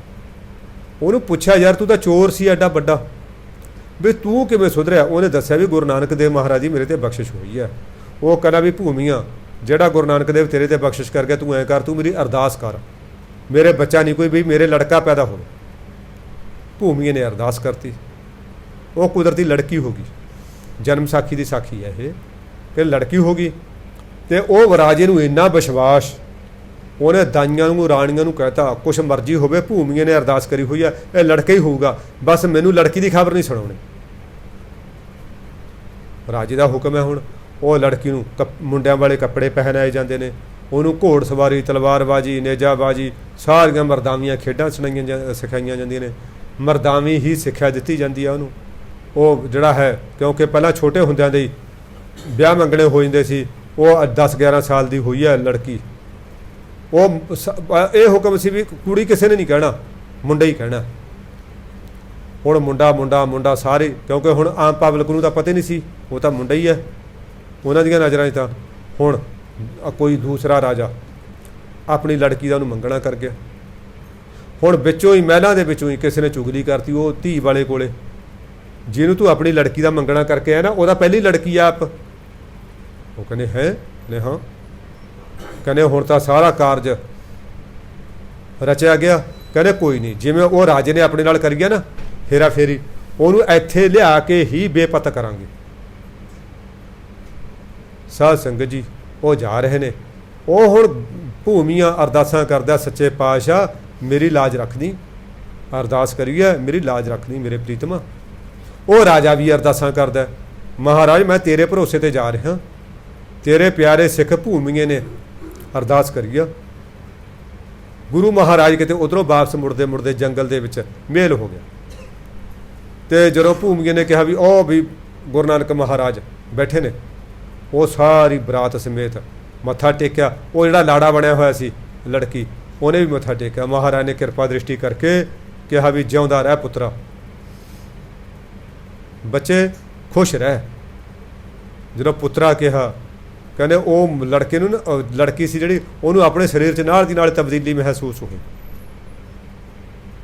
ਹੁਣ ਕਿਸੇ ਨੂੰ ਨਾ ਉਹਨੇ ਦੱਸਿਆ ਨਾ ਪਤਾ। ਹੁਣ ਅਜੇ ਭੂਮੀਆਂ ਤੇ ਮਤਲਬ ਜਿਹੜਾ ਹੈ ਰਾਜਾ ਉਹ ਫਿਰ ਵੀ ਇਹੀ ਬੇਨਤੀਆਂ ਕਰਦੇ ਜਾ ਰਹੇ ਨੇ। ਉਹ ਜਦੋਂ ਜਿਹਨੇ ਹੁਣ ਚੁਗਲੀ ਕੀਤੀ ਸੀ ਉਹ ਧੀ ਵਾਲੇ ਕੰਨਾਂ ਦੇ ਕੱਚੇ ਹੁੰਦੇ ਨੇ। ਉਹ ਕਹਿੰਦੇ ਵੀ ਸਾਡੇ ਇੱਕ ਰਿਵਾਜ ਹੈ ਭਾਈ, ਅਸੀਂ ਜਿਹੜੇ ਇਹ ਲਾਵਾਂ ਫੇਰੇ ਨੇ ਨਾ, ਇਹ ਲਾਵਾਂ ਫੇਰਿਆਂ ਤੋਂ ਪਹਿਲਾਂ ਇਹ ਜਿਹੜਾ ਹੈ ਲੜਕੇ ਨੂੰ ਪੂਰੇ ਚੌਂਕ ਦੇ ਵਿੱਚ ਬਿਠਾ ਕੇ ਮਲਮਲ ਦਾ ਕੱਪੜਾ ਲਪੇਟ ਕੇ ਇਸ਼ਨਾਨ ਕਰਵਾਉਂਦੇ ਆ, ਸੁੱਚਾ ਕਰਵਾਉਂਦੇ ਆ ਅਤੇ ਪਤਾ ਨਹੀਂ ਕਿਹੜੀ ਨਦੀ ਦੇ ਪਾਣੀ ਨਾਲ, ਅਤੇ ਵੀ ਫਿਰ ਇਹ ਜਿਹੜਾ ਹੈਗਾ ਅਸੀਂ ਫਿਰ ਲਾਵਾਂ ਫੇਰੇ ਦਵਾਵਾਂਗੇ। ਐਕਚੁਅਲੀ ਇਸ਼ਨਾਨ ਤਾਂ ਕੀ ਕਰਵਾਉਣਾ ਸੀ, ਉਹਨਾਂ ਤਾਂ ਚੈੱਕ ਕਰਨਾ ਸੀ ਵੀ ਇਹ ਜਿਹੜਾ ਚੁਗਲਖੋਰ ਹੈ ਉਹ ਸੱਚਾ ਹੈ ਕਿ ਰਾਜਾ ਸੱਚਾ। ਸਾਧ ਸੰਗਤ ਜੋ ਬਰੀਕ ਮਲਮਲ ਦਾ ਕੱਪੜਾ ਪਹਿਨਾ ਕੇ ਉਹਨੂੰ ਜਦੋਂ ਨਵਾਇਆ, ਉਹ ਦੇਖਿਆ ਵੀ ਤਾਂ ਸੱਚੀ ਮੁੱਚੀ ਲੜਕਾ ਹੈ। ਉਸ ਚੁਗਲਖੋਰ ਨੂੰ ਮੂੰਹ ਦੀ ਖਾਣੀ ਪਈ। ਇਹ ਆ ਸਤਿਗੁਰ ਮੇਰਾ ਬੜ ਸਮਰੱਥ, ਤੂੰ ਸਮਰੱਥ, ਤੂੰ ਹੈ ਮੇਰਾ ਸੁਆਮੀ। ਉਹ ਕੁਛ ਵੀ ਕਰਨ ਦੇ ਸਮਰੱਥ ਹੈ। ਅੱਗੇ ਇੱਕ ਗੁਰਬਾਣੀ 'ਚ ਵੀ ਪੰਗਤੀ ਆਉਂਦੀ ਹੈ, ਕਹਿੰਦੇ ਪੰਡਤ ਤੇ ਜੋ ਮੂਰਖ ਕਰਤਾ, ਅੱਗੇ ਉਹ 'ਚ ਆਉਂਦਾ ਪੁਰਖਣ ਤੇ ਜੋ ਨਾਰੀ, ਹਾਂ ਐਦਾਂ ਦੀ ਕੋਈ ਆਉਂਦਾ। ਅਤੇ ਉਹ ਕਹਿੰਦੇ ਉਹ ਕੁਛ ਵੀ ਨਾਰੀ ਤੋਂ ਪੁਰਖ ਬਣਾ ਦੇ, ਪੁਰਖ ਤੋਂ ਨਾਰੀ ਬਣਾ ਦੇ, ਮੂਰਖ ਨੂੰ ਉਹ ਬਹੁਤ ਵੱਡਾ ਵਿਦਵਾਨ ਬਣਾ ਦੇ, ਵਿਦਵਾਨ ਨੂੰ ਉਹ ਮੂਰਖ ਬਣਾ ਦੇ। ਇਹ ਤਾਂ ਉਹਦੇ ਖੱਬੇ ਹੱਥ ਦਾ ਖੇਡ ਹੈ। ਕੁਛ ਵੀ ਕਰ ਸਕਦਾ ਤੂੰ ਸਮਰੱਥ ਹੈ ਪਰਮਾਤਮਾ, ਤੂੰ ਕੁਛ ਵੀ ਕਰਨ ਦੇ ਸਮਰੱਥ ਹੈ। ਤੂੰ ਮੇਰਾ ਸੁਆਮੀ ਤੇ ਤੂੰ ਮੇਰਾ ਮਾਲਕ ਹੈ ਦਾਤਾ, ਸਭ ਕੁਛ ਤੁਮ ਤੇ, ਤੂੰ ਅੰਤਰਜਾਮੀ ਮਹਾਰਾਜ। ਜੋ ਮੈਂ ਹਾਂ ਅੱਜ ਦੀ ਘੜੀ ਸਾਰਾ ਕੁਛ ਮੈਂ ਤੇਰੇ ਤੋਂ ਆ, ਤੇਰੀ ਕਿਰਪਾ ਸਦਕਾ। ਜੋ ਕੁਛ ਦੁਨੀਆ 'ਚ ਵਾਪਰ ਰਿਹਾ, ਆ ਚੰਦ ਆਪਣੇ ਸਮੇਂ ਸਿਰ ਚੜ੍ਹ ਰਿਹਾ, ਸੂਰਜ ਆਪਣੇ ਸਮੇਂ ਸਿਰ ਚੜ੍ਹ ਰਿਹਾ, ਇਹ ਨਦੀਆਂ ਵਗ ਰਹੀਆਂ ਨੇ, ਹਵਾ ਵਗਦੀ ਹੈ, ਮੀਂਹ ਹਨੇਰੀਆਂ ਆਉਂਦੀਆਂ ਨੇ, ਇਹ ਸਭ ਤੇਰੀ ਸਮਰੱਥਾ ਕਾਰਨ ਹੈ, ਤੇਰੀ ਸ਼ਕਤੀ ਕਾਰਨ ਹੈ। ਤੂੰ ਅੰਤਰਜਾਮੀਆਂ ਸਤਿਗੁਰੂ, ਤੂੰ ਸਾਰਿਆਂ ਦੇ ਦਿਲਾਂ ਦੀ ਜਾਣਨ ਵਾਲਾ ਹੈ। ਤੂੰ ਕੀੜੀ ਦੇ ਦਿਲ ਦੀ ਵੀ ਜਾਣਦਾ ਹੈ, ਤੂੰ ਹਾਥੀ ਦੇ ਦਿਲ ਵਿੱਚ ਵੀ ਕੀ ਵਾਪਰਿਆ ਹੈ ਤੂੰ ਉਹਦੇ ਦਿਲ ਦੀ ਵੀ ਜਾਣਦਾ ਹੈ। ਤੂੰ ਸਾਧ ਦੇ ਦਿਲ ਦੀ ਵੀ ਜਾਣਦਾ, ਤੂੰ ਚੋਰ ਦੇ ਦਿਲ ਦੀ ਵੀ ਜਾਣਦਾ, ਤੈਨੂੰ ਸਾਰਿਆਂ ਬਾਰੇ ਪਤਾ ਹੈ। ਪਾਰ ਬ੍ਰਹਮ ਪੂਰਨ ਜਨ ਓਟ, ਤੇਰੀ ਸ਼ਰਨ ਉਧਰਾਂ ਜਨ ਕੋਟ। ਇਹ ਰਹਾਉ ਦੀਆਂ ਪੰਗਤੀਆਂ ਨੇ। ਕਹਿੰਦੇ ਪਰਮਾਤਮਾ, ਹੇ ਪਰਮਾਤਮਾ ਜੀ, ਤੂੰ ਪੂਰਨ ਹੈ ਸਾਰੀਆਂ ਥਾਵਾਂ 'ਤੇ, ਤੂੰ ਪਾਰ ਬ੍ਰਹਮ ਹੈ, ਤੇਰੇ ਦਾਸਾਂ ਨੂੰ ਤੇਰਾ ਹੀ ਸਹਾਰਾ ਹੈ, ਤੇਰੀ ਕੋ ਓਟ ਹੈ। ਸਾਧ ਸੰਗਤ ਜੀ ਜਦੋਂ ਆਪਾਂ ਕਿਸੇ ਚੀਜ਼ ਦੀ ਓਟ ਲੈ ਲੈਂਦੇ ਨਾ, ਜਿਵੇਂ ਸਰਦੀਆਂ ਦੇ ਵਿੱਚ ਆਪਾਂ ਕੰਧ ਦੀ ਓਟ 'ਚ ਖੜ੍ਹ ਜਾਂਦੇ ਹਾਂ, ਆਪਾਂ ਨੂੰ ਹਵਾ ਨਹੀਂ ਲੱਗਦੀ ਫਿਰ, ਅਤੇ ਸੂਰਜ ਦੀ ਤਪਸ਼ ਨਿੱਘ ਆਪਾਂ ਨੂੰ ਆਉਣੀ ਸ਼ੁਰੂ ਹੋ ਜਾਂਦੀ ਹੈ। ਗਰਮੀਆਂ 'ਚ ਆਪਾਂ ਦੂਸਰੇ ਪਾਸੇ ਖੜ੍ਹਦੇ ਹਾਂ, ਫਿਰ ਸੂਰਜ ਦੀ ਧੁੱਪ ਨਹੀਂ ਪੈਂਦੀ, ਆਪਾਂ ਪਰਛਾਵਾਂ, ਕਿਉਂਕਿ ਹੁਣ ਉਹ ਦਰਖਤ ਦੀ ਕੰਧ ਦੀ ਓਟ ਆਪਾਂ ਨੇ ਲੈ ਲਈ, ਆਪਾਂ ਨੂੰ ਹੁਣ ਧੁੱਪ ਤਪਸ਼ ਗਰਮੀ ਤੰਗ ਨਹੀਂ, ਪਰੇਸ਼ਾਨ ਨਹੀਂ ਕਰਦੀ। ਹੁਣ ਜਿਹਨੇ ਪੂਰੇ ਪਰਮਾਤਮਾ ਦੀ ਉਹ ਓਟ ਲੈ ਲਈ ਸਾਧ ਸੰਗਤ ਜੀ, ਉਹਨੂੰ ਨਾ ਕੋਈ ਕਾਮ, ਨਾ ਕ੍ਰੋਧ, ਨਾ ਲੋਭ, ਨਾ ਮੋਹ, ਨਾ ਹੰਕਾਰ, ਨਾ ਕੋਈ ਈਰਖਾ ਦਵੈਸ਼, ਕੋਈ ਵੀ ਤੰਗ ਨਹੀਂ ਕਰਦਾ। ਫਿਰ ਇਹ ਮਾਇਆ ਦੀ ਹਨੇਰੀ ਤਾਂ ਉਹਦੇ ਤੱਕ ਪਹੁੰਚਦੀ ਓ ਨਹੀਂ। ਜਿਹਨੇ ਉਹਦੀ ਓਟ ਲੈ ਲਈ ਨਾ, ਉੱਥੇ ਮਾਇਆ ਦੀ ਹਨੇਰੀ ਨਹੀਂ ਉੱਥੇ ਪਹੁੰਚਦੀ ਹੈ। ਫਿਰ ਦੇਖੋ ਗੁਰਬਾਣੀ ਕਿੰਨਾ ਸੋਹਣਾ ਕਹਿੰਦੀ ਹੈ, ਕਹਿੰਦੇ ਤੂੰ ਮੇਰੋ ਮੇਰ ਪਰਬਤ ਸੁਆਮੀ, ਓਟ ਗਹੀ ਮੈਂ ਤੇਰੀ, ਨਾ ਤੁਮ ਗਿਰਤੇ, ਨਾ ਤੁਮ ਡੋਲੋ ਨਾ ਹਮ ਗਿਰਤੇ, ਰੱਖ ਲੀਨੀ ਪਰ ਮੇਰੀ। ਮਹਾਰਾਜ ਤੂੰ ਮੇਰੀ ਰੱਖੀ ਹੈ, ਕਿਉਂਕਿ ਤੂੰ ਡੋਲਦੇ ਹੀ ਨਹੀਂ ਹੈ, ਤੂੰ ਸਮੇਰ ਹੈ। ਸਮੇਰ ਪਰਬਤਾ ਸਾਧ ਸੰਗਤ ਜੀ ਇੱਕ ਆਪਾਂ ਨੂੰ ਸ਼ਬਦਾਂ ਕਰਕੇ ਵਰਤਣਾ ਪੈਂਦਾ ਹੈ, ਉਦਾਹਰਣ ਦੇਣੀ ਪੈਂਦੀ ਹੈ। ਉਦਾਹਰਣ ਕੋਈ ਵੀ ਉਦਾਹਰਣ ਪਰਮਾਤਮਾ ਦੇ ਤੇ ਪੂਰੀ ਨਹੀਂ ਢੁਕਦੀ ਹੈ, ਕੋਈ ਵੀ ਉਦਾਹਰਣ ਪਰਮਾਤਮਾ ਦੇ ਨੇੜੇ ਤੇੜੇ ਵੀ ਨਹੀਂ ਲੱਗਦੀ ਹੈ। ਪਰਮਾਤਮਾ ਵਰਗੀ ਤਾਂ ਚੀਜ਼ ਇਸ ਦੁਨੀਆ 'ਤੇ ਕੋਈ ਹੈ ਹੀ ਨਹੀਂ। ਕਹਿੰਦੇ ਤੇਰੇ ਦਾਸਾਂ ਨੂੰ, ਹੇ ਪਰਮਾਤਮਾ, ਹੇ ਪੂਰਨ ਪਰਮਾਤਮਾ, ਤੇਰੇ ਦਾਸਾਂ ਨੂੰ ਤੇਰੀ ਓਟ ਹੈ, ਤੇਰੀ ਸ਼ਰਨ ਉਧਰਾਂ ਜਨ ਕੋਟ। ਮਹਾਰਾਜ ਜੀ ਤੇਰੀ ਸ਼ਰਨ ਦੇ ਵਿੱਚ ਤਾਂ ਤੇਰੇ ਅਨੇਕ ਕਰੋੜਾਂ ਹੀ ਦਾਸ ਉਧਰ ਜਾਂਦੇ ਨੇ, ਕਰੋੜਾਂ ਹੀ। ਉਹ ਕੱਲਾ ਆਪ ਨਹੀਂ ਉਧਰਦੇ, ਉਹ ਕਰੋੜਾਂ ਹੋਰ ਨੂੰ ਵੀ ਉਦਾਹਰਨ ਦੇ ਸਮਰੱਥ ਹੁੰਦੇ ਨੇ। ਸਾਧ ਸੰਗਤ ਜੀ ਸਾਧੂ ਦੇ ਨਾ ਬਚਨਾਂ 'ਚ ਬਹੁਤ ਜ਼ਿਆਦਾ ਬਰਕਤ ਹੁੰਦੀ ਹੈ। ਮਹਾਰਾਜਾ ਰਣਜੀਤ ਸਿੰਘ ਨੇ ਕਿਸੇ ਉਧਰ ਹਮਲਾ ਕਰਨਾ ਸੀ, ਜਿਹਨੂੰ ਆਪਾਂ ਅਟਕ ਦਰਿਆ ਕਹਿੰਦੇ ਹਾਂ। ਉਹਦੇ ਕਿਨਾਰੇ 'ਤੇ ਇਹ ਬਾਬਾ ਵੀਰ ਸਿੰਘ ਜੀ ਨਰੰਗਾਵਾਦੀਏ ਬੈਠੇ ਨੇ, ਉੱਥੇ ਉਹਨਾਂ ਦਾ ਆਸ਼ਰਮ ਸੀ। ਜਦੋਂ ਦੇਖਿਆ ਕਹਿੰਦੇ ਪਾਣੀ ਬਹੁਤ ਜ਼ਿਆਦਾ ਚੜ੍ਹਿਆ ਹੋਇਆ ਸੀ। ਹੁਣ ਉਧਰੋਂ ਸੁਨੇਹਾ ਆਇਆ ਸੀ ਵੀ ਮਹਾਰਾਜਾ ਜੀ ਫੌਜ ਜਲਦੀ ਭੇਜੋ, ਦੁਸ਼ਮਣ ਭਾਰੂ ਪੈ ਰਿਹਾ ਹੈ, ਆਪਣੀ ਫੌਜ ਦਾ ਨੁਕਸਾਨ ਬਹੁਤ ਜ਼ਿਆਦਾ ਹੋ ਜਾਣਾ। ਹੁਣ ਇਹਨਾਂ ਨੇ ਬਾਬਾ ਕਿਉਂਕਿ ਮਹਾਰਾਜ ਰਣਜੀਤ ਸਿੰਘ ਨੂੰ ਬੜੀ ਸ਼ਰਧਾ ਸੀ ਸੰਤਾਂ ਮਹਾਂਪੁਰਸ਼ਾਂ ਤੇ। ਇਹ ਮਹਾਂਪੁਰਖਾਂ ਕੋਲ ਜਾ ਕੇ ਕਹਿੰਦੇ ਮਹਾਂਪੁਰਖੋ ਕਿਰਪਾ ਕਰੋ, ਇਹ ਵੀ ਸੈਨਾ ਨੇ ਪਰਲੇ ਪਾਸੇ ਲੰਘਣਾ, ਵੀ ਖਾਲਸੇ ਤੇ ਭੀੜ ਬਣੀ ਆ ਬਣੀ। ਉਹ ਕਹਿੰਦੇ ਠੀਕ ਹੈ। ਕਹਿੰਦੇ ਭਾਈ ਐਂ ਕਰੋ, ਮੈਂ ਤੇਰੀ ਕਿੰਨੀ ਫੌਜ ਆ? ਕਹਿੰਦੇ ਜੋ ਕਈ ਵੀ ਲੰਬੀ ਆ। ਕਹਿੰਦੇ ਦੇਖ ਵੀ ਫੌਜ ਨੂੰ ਆਰਡਰ ਕਰ ਦੇ, ਮੈਂ ਸੁਖਮਨੀ ਸਾਹਿਬ ਦਾ ਪਾਠ ਕਰਾਂਗਾ ਪਾਣੀ ਦੇ ਵਿੱਚ ਖੜ ਕੇ, ਜਿੰਨੀ ਫੌਜ ਲੰਘ ਗਈ, ਜਿੰਨੀ ਰਹਿ ਗਈ। ਕਹਿੰਦੇ ਠੀਕ ਆ ਜੀ। ਹੁਣ ਉਹਨਾਂ ਨੇ ਪਿੱਛੇ ਤੱਕ ਆਰਡਰ ਕਰਤਾ ਬਈ ਜਲਦੀ ਨਾਲ ਇਹ ਦਰਿਆ ਨੂੰ ਲੰਘੋ, ਫੁਰਤੀ ਨਾਲ। ਉਹ ਮਹਾਂਪੁਰਖ ਕਹਿੰਦੇ ਸੁਖਮਨੀ ਸਾਹਿਬ ਦਾ ਪਾਠ, ਉਹ ਲੱਖ ਪਾਣੀ 'ਚ ਵੜੇ ਨੇ, ਤੇ ਉਹ ਪਾਣੀ 'ਚ ਵੜ ਕੇ ਉਹਨਾਂ ਨੇ ਸੁਖਮਨੀ ਸਾਹਿਬ ਦਾ ਪਾਠ ਸ਼ੁਰੂ ਕਰਤਾ। ਸਾਧ ਸੰਗਤ ਜੀ ਕਹਿੰਦੇ ਪਾਣੀ ਬਿਲਕੁਲ ਐ 2 ਫਾਂਕਾਂ 'ਚ ਜਿਵੇਂ ਵੰਡਿਆ ਜਾਂਦਾ ਨਾ, ਵੀ ਮਤਲਬ ਬਿਲਕੁਲ ਪਾਣੀ ਲੱਕ ਰਹਿ ਗਿਆ, ਗੋਡੇ ਰਹਿ ਗਿਆ ਮਸਾਂ। ਤੇ ਉਹ ਸਾਰੇ ਫੌਜ ਲੰਘ ਗਈ ਤੇ ਜਾ ਕੇ ਚਲੋ ਮੋਰਚਾ ਫਤਿਹ ਕਰੇ। ਮੋਰਚਾ ਫਤਿਹ ਕਰਕੇ ਆ ਕੇ ਜਦੋਂ ਮੁੜੇ ਕਾਫੀ ਦਿਨਾਂ ਬਾਅਦ, ਤੇ ਹੁਣ ਭਾਈ ਮਹਾਰਾਜਾ ਰਣਜੀਤ ਸਿੰਘ ਜੀ ਕਹਿੰਦੇ ਨੇ ਮਹਾਂਪੁਰਖਾਂ ਨੂੰ, ਕਹਿੰਦੇ ਮਹਾਂਪੁਰਖੋ ਤੁਹਾਡਾ ਬਹੁਤ ਬਹੁਤ ਧੰਨਵਾਦ, ਜੇ ਤੁਸੀਂ ਕਿਰਪਾ ਨਾ ਕਰਦੇ ਤਾਂ ਹਾਰ ਵੀ ਪੱਲੇ ਪੈਣੀ ਸੀ ਤੇ ਨੁਕਸਾਨ ਵੀ ਬਹੁਤ ਜ਼ਿਆਦਾ ਹੋਣਾ ਸੀ। ਤੇ ਹੁਣ ਐਂ ਕਰੋ, ਤੁਹਾਨੂੰ ਦੱਸੋ ਕੀ ਸੇਵਾ ਕਰਾਂ ਮੈਂ ਤੁਹਾਡੀ, ਤੁਹਾਨੂੰ ਕੀ ਚਾਹੀਦਾ? ਉਹ ਮੁਸਕਰਾ। ਜਦੋਂ ਦੂਜੀ ਵਾਰ ਕਹਿਣਾ ਰਾਜੇ ਨੇ, ਉਹ ਕਹਿੰਦਾ ਰਾਜਨ ਜਾਂਦੇ ਹੋਏ ਤਾਂ ਤੂੰ ਮੰਗਤਾ ਸੀ, ਹੁਣ ਤੂੰ ਜਿਹੜਾ ਦੇਣ ਵਾਲਾ ਘਰੋਂ ਤੋਂ ਬਣ ਗਿਆ। ਉਹ ਦੇਖੋ ਮਹਾਰਾਜਾ ਰਣਜੀਤ ਸਿੰਘ ਬੜੀ ਤੀਖਣ ਬੁੱਧੀ ਦਾ ਸੀ, ਨਾਲ ਦੀ ਨਾਲ ਸਮਝ ਗਿਆ, ਨਾਲ ਦੀ ਨਾਲ ਚਰਨ ਫੜਦੇ, ਮਹਾਰਾਜ ਗਲਤੀ ਹੋ ਗਈ ਮੇਰੇ। ਕਹਿੰਦੇ ਪੂਜਨੀਕ ਮਹਾਂਪੁਰਖੋ, ਮੈਂ ਤਾਂ ਇਹ ਨਹੀਂ ਸੀ ਕਿ ਮੈਂ ਤੁਹਾਨੂੰ ਕੁਛ ਦੇਣ ਜੋਗਾ, ਮੈਂ ਤਾਂ ਇਹ ਕਹਿੰਦਾ ਸੀ ਵੀ ਦੇਖੋ ਤੁਹਾਡੇ ਲਈ ਮੈਂ ਕੁਛ ਜੇ ਕਰ ਸਕਦਾ ਹੋਵਾਂ, ਕਿਉਂਕਿ ਬੜੀ ਤੀਖਣ ਬੁੱਧੀ ਦਾ ਸੀ, ਬੜਾ ਸਿਆਣਾ ਸੀ। ਤੇ ਨਾਲ ਦੀ ਨਾਲ ਉਹ ਫਿਰ ਗੱਲ ਨੂੰ ਦੂਸਰੀ ਤਰ੍ਹਾਂ ਲੈ ਗਿਆ। ਭਾਵ ਮਹਾਂਪੁਰਖਾਂ ਦੇ ਬਚਨਾਂ 'ਚ ਇੰਨੀ ਹੁੰਦੀ ਹੈ ਕਮਾਈ ਉਹਨਾਂ ਦੀ ਕਿ ਉਹ ਕੁਛ ਵੀ ਕਰ ਸਕਦੇ ਨੇ। ਕਹਿੰਦੇ ਉਹ ਤੇਰੀ ਸ਼ਰਨ ਦੇ ਵਿੱਚ ਤੇਰੇ ਕਰੋੜਾਂ ਜਾਨ ਉਧਰ ਸਕਦੇ ਨੇ, ਤੇ ਉਹ ਉਧਾਰ ਵੀ ਦਿੰਦੇ ਨੇ। ਰਹਾ ਜੇਤੇ ਜੀ ਤੇਤੇ ਸਭ ਤੇਰੇ, ਤੁਮਰੀ ਕਿਰਪਾ ਤੇ ਸੂਖ ਕਨੇਰੇ। ਇਹ ਪਰਮਾਤਮਾ ਜਿੰਨੇ ਜੀਵ ਨੇ, ਜਿੰਨੇ ਸਾਡੇ ਗਿਆਨ 'ਚ ਨੇ ਉਹ ਵੀ, ਜਿਹਦੇ ਸਾਡੇ ਗਿਆਨ ਤੋਂ ਬਾਹਰ ਨੇ ਉਹ ਵੀ। ਸਾਧ ਸੰਗਤ ਜੀ ਸਾਨੂੰ ਤਾਂ ਕੁਛ ਥੋੜ੍ਹੇ ਜਾਨਵਰਾਂ ਬਾਰੇ, ਥੋੜ੍ਹੇ ਜੀਵਾਂ ਬਾਰੇ ਜਾਣਕਾਰੀ ਹੈ। ਸਾਨੂੰ ਤਾਂ ਦਰਖਤਾਂ ਦੇ ਵੀ ਪੂਰਿਆਂ ਦੇ ਨਾਂ ਨਹੀਂ ਆਉਂਦੇ, ਸਾਨੂੰ ਤਾਂ ਪਸ਼ੂ ਪੰਛੀਆਂ ਦੇ ਵੀ ਪੂਰਿਆਂ ਦੇ ਨਾਂ ਨਹੀਂ ਆਉਂਦੇ। ਜਿਨ੍ਹਾਂ ਨੂੰ ਅਸੀਂ ਦੇਖਿਆ ਹੀ ਨਹੀਂ ਉਹਨਾਂ ਦੇ ਨਾਂ ਤਾਂ ਸਾਨੂੰ ਕੀ ਆਉਂਦੇ ਹੋਣਗੇ, ਜਿਨ੍ਹਾਂ ਨੂੰ ਅਸੀਂ ਦੇਖਦੇ ਸਾਨੂੰ ਤਾਂ ਉਹਨਾਂ ਦੇ ਨਾਂ ਨਹੀਂ ਆਉਂਦੇ। ਮਹਾਰਾਜ ਜਿੰਨੀ ਤੇਰੀ ਰਚਨਾ ਉਹ ਸਭ ਤੇਰੀ ਓ ਹੈ। ਇਹ ਆਪਾਂ ਇਹ ਕਹਿ ਲਈਏ ਮੋਟੇ ਰੂਪ ਦੇ ਵਿੱਚ, ਜਿੰਨੀ ਰਚਨਾ ਹੈ, ਚਾਹੇ ਉਹ ਗੁਪਤ ਤੌਰ 'ਤੇ ਹੈ, ਚਾਹੇ ਉਹ ਪ੍ਰਤੱਖ ਤੌਰ 'ਤੇ ਹੈ, ਚਾਹੇ ਉਹ ਸਾਡੇ ਗਿਆਨ ਦੇ ਵਿੱਚ ਹੈ ਜਾਂ ਸਾਡੇ ਗਿਆਨ ਤੋਂ ਬਾਹਰ ਦੀ ਗੱਲ ਹੈ, ਉਹ ਜਿੰਨੇ ਤੇਰੀ ਰਚਨਾ ਉਹ ਸਾਰੀ ਤੇਰੀ ਓ ਹੈ। ਭਾਵ ਤੇਰੀ ਓ ਸਾਜੀ ਹੋਈ ਆ, ਤੂੰ ਉਹਨਾਂ ਦਾ ਪਾਲਣਹਾਰ ਹੈ, ਉਹ ਤੇਰੇ ਆਸਰੇ 'ਤੇ ਹੀ ਹੈ। ਤੁਮਰੀ ਕਿਰਪਾ ਤੇ ਸੂਖ ਘਨੇਰੇ। ਪ੍ਰਮਾਤਮਾ ਜੀ ਤੇਰੀ ਕਿਰਪਾ ਨਾਲ ਬੜੇ ਸੁੱਖ ਮਿਲਨੇ, ਘਨੇਰੇ ਮਿਲਣੇ ਬਹੁਤ ਜ਼ਿਆਦਾ।